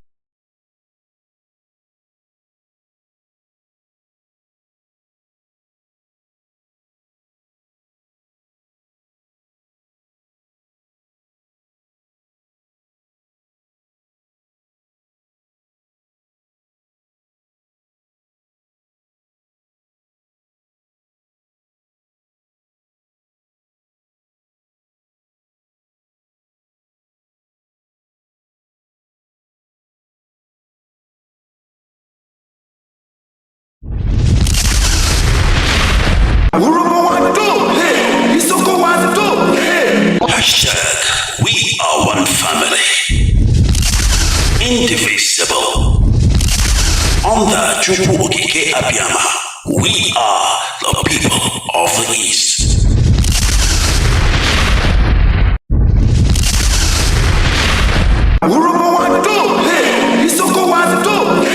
Hashtag, we are one family, indivisible. Under Chukwu Okike Abiyama, we are the people of the East. The type of Biafra I want is the Biafra of my ancestors, the land of the free, where people are allowed to pursue their daily endeavors without interference from any higher authority, where individual and collective autonomy of every component, ethnic, nationality within Biafra will be guaranteed, not just by law, but by virtue of our existence as dignified human beings. A Biafra that will be demilitarized, a Biafra that will be forward-looking, innovative, creative, run on clean, green energy, not reliant on gas or petrol. A Biafra where the police will not bear any arms. A Biafra where people can live and die and you will not see an armed soldier anywhere around you. A genuine republic, a land belonging to the people. We are going to cement this in the way we structure our society. A Biafra that will attract inward investments. A Biafra that will consider every necessity of life as being a human right. Not just in words, but in deed. A Biafra where there will be no strife nor rancor. A Biafra where all men and women will be equal, regardless of their religion, their sex, their creed, their orientation. A Biafra that will maintain open borders to every black soul on the face of this very earth. I do admit that geographically, in terms of landmass, we may not be that huge. The Biafra will operate, or should I say, run an open door policy. Every black person on the face of this earth will be an honorary citizen of Biafra, as long as you're not tainted by terrorism. That is the type of Biafra we want to run. A Biafra where Europeans will sit back and say, we never knew that such innovation and creativity will be possible. A Biafra that, should I say, the likes of Rwanda is a forerunner to, because today they are doing very well as well. That is the type of nation we are going to build. A truly democratic nation, not through the force of arms, but through dialogue and negotiations at all times. Nobody's going to lord it over anybody else. My ancestors never did.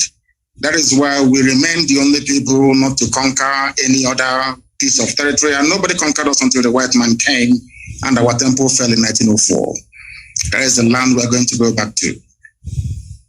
A Biafra of very many nations, a Biafra of autonomous nations within, governing themselves according to their own rules, where nobody will sit at the helm of power and dictate for others what to do.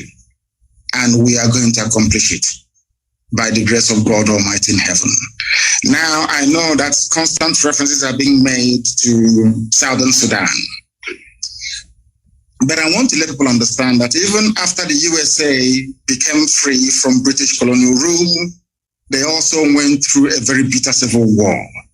And that did not stop them today from becoming preeminent in every sphere of human endeavor, militarily, economically, socially, in every way. So I do believe that is why I said, and I have said this repeatedly, I will never ever lead Biafra politically. Once Biafra is restored, my job is done. I want to be able to prove to our people what sacrifice means, so that those who will come after us will know how to treat our people with respect and with dignity. The thing about Africa is somebody gets into power and they want to stay there forever and ever, see if there is something in it. The little work that I'm doing for Biafran people is very tiring, very, very stressful.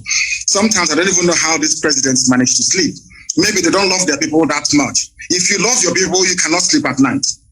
Any president in Africa who's not suffering from high blood pressure, you are not sick. That means you're doing something wrong. You're not doing what you're supposed to do. If you're concerned about your people, then I expect you to be very ill at all times. So that is the type of Biafra that we need. That's the type of Biafra we're going to have. A type of Biafra where the wealth, well-being of Sub-Saharan Africa flows from. And I can assure you we are going to deliver it. We will deliver it. The Pan-Africanism that we talk about is going to start from Biafra, because mind you, I did not say that we're just going to have Biafra and then we shut up all the borders. No. What we want to do is to return to our organic political cultural arrangement. Should Biafrans wake up the next day to say, oh, we want to be the same country with Oduduwa, all well and good. Should Biafrans wake up and say, oh, we want to expand into Amazonia, all well and good. As long as you take the consent of the people with you, this nonsense that the Europeans did in Africa, we want to reverse it. That God Almighty heaven may look down and be very proud to say that at last, I have people who are after my heart. And that's what we intend to do with Biafra. Thank you very much.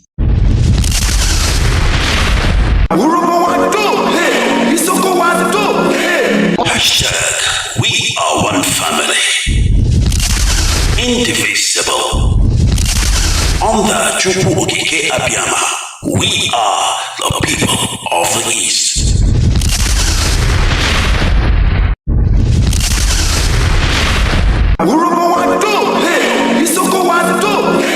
Hashtag, we are one family, indivisible. Under Chukwu Okike Abiyama, we are the people of the East. The type of Biafra I want is the Biafra of my ancestors, the land of the free, where people are allowed to pursue their daily endeavors without interference from any higher authority, where individual and collective autonomy of every component, ethnic, nationality within Biafra will be guaranteed, not just by law, but by virtue of our existence as dignified human beings. A Biafra that will be demilitarized, a Biafra that will be forward-looking, innovative, creative, run on clean, green energy, not reliant on gas or petrol. A Biafra where the police will not bear any arms. A Biafra where people can live and die and you will not see an armed soldier anywhere around you. A genuine republic, a land belonging to the people. We are going to cement this in the way we structure our society. A Biafra that will attract inward investments. A Biafra that will consider every necessity of life as being a human right. Not just in words, but in deed. A Biafra where there will be no strife nor rancor. A Biafra where all men and women will be equal, regardless of their religion, their sex, their creed, their orientation. A Biafra that will maintain open borders to every black soul on the face of this very earth. I do admit that geographically, in terms of landmass, we may not be that huge. The Biafra will operate, or should I say, run an open door policy. Every black person on the face of this earth will be an honorary citizen of Biafra, as long as you're not tainted by terrorism. That is the type of Biafra we want to run. A Biafra where Europeans will sit back and say, we never knew that such innovation and creativity will be possible. A Biafra that, should I say, the likes of Rwanda is a forerunner to, because today they are doing very well as well. That is the type of nation we are going to build. A truly democratic nation, not through the force of arms, but through dialogue and negotiations at all times. Nobody's going to lord it over anybody else. My ancestors never did. That is why we remain the only people not to conquer any other piece of territory, and nobody conquered us until the white man came and our temple fell in 1904. That is the land we are going to go back to. A Biafra of very many nations, a Biafra of autonomous nations within, governing themselves according to their own rules, where nobody will sit at the helm of power and dictate for others what to do. And we are going to accomplish it by the grace of God Almighty in heaven. Now, I know that constant references are being made to Southern Sudan. But I want to let people understand that even after the USA became free from British colonial rule, they also went through a very bitter civil war. And that did not stop them today from becoming preeminent in every sphere of human endeavor, militarily, economically, socially, in every way. So I do believe that is why I said, and I have said this repeatedly, I will never ever lead Biafra politically. Once Biafra is restored, my job is done. I want to be able to prove to our people what sacrifice means, so that those who will come after us will know how to treat our people with respect and with dignity. The thing about Africa is somebody gets into power and they want to stay there forever and ever, see if there is something in it. The little work that I'm doing for Biafran people is very tiring, very, very stressful. Sometimes I don't even know how these presidents manage to sleep. Maybe they don't love their people that much. If you love your people, you cannot sleep at night. Any president in Africa who's not suffering from high blood pressure, you are not sick. That means you're doing something wrong. You're not doing what you're supposed to do. If you're concerned about your people, then I expect you to be very ill at all times. So that is the type of Biafra that we need. That's the type of Biafra we're going to have. A type of Biafra where the wealth, well-being of Sub-Saharan Africa flows from. And I can assure you we are going to deliver it. We will deliver it. The Pan-Africanism that we talk about is going to start from Biafra, because mind you, I did not say that we're just going to have Biafra and then we shut up all the borders. No. What we want to do is to return to our organic political cultural arrangement. Should Biafrans wake up the next day to say, oh, we want to be the same country with Oduduwa, all well and good. Should Biafrans wake up and say, oh, we want to expand into Amazonia, all well and good. As long as you take the consent of the people with you, this nonsense that the Europeans did in Africa, we want to reverse it. That God Almighty heaven may look down and be very proud to say that at last, I have people who are after my heart. And that's what we intend to do with Biafra. Thank you very much.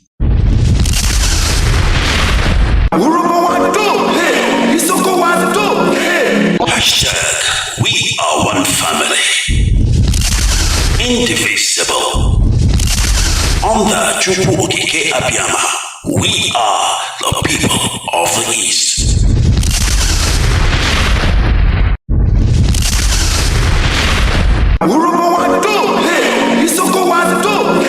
Hashtag, we are one family, indivisible.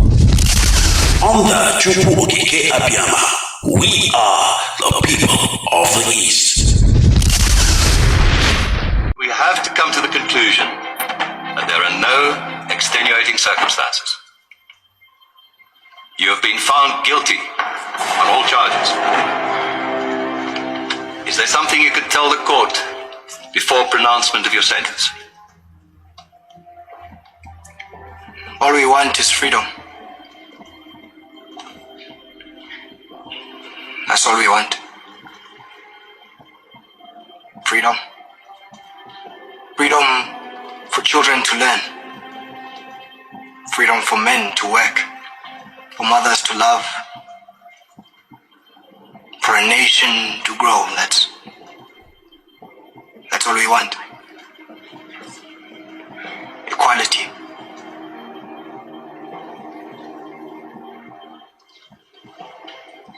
For everyone. You see, I am just one of many. A foot soldier. There will be many, many more to follow. So, there is no court of law, no police force,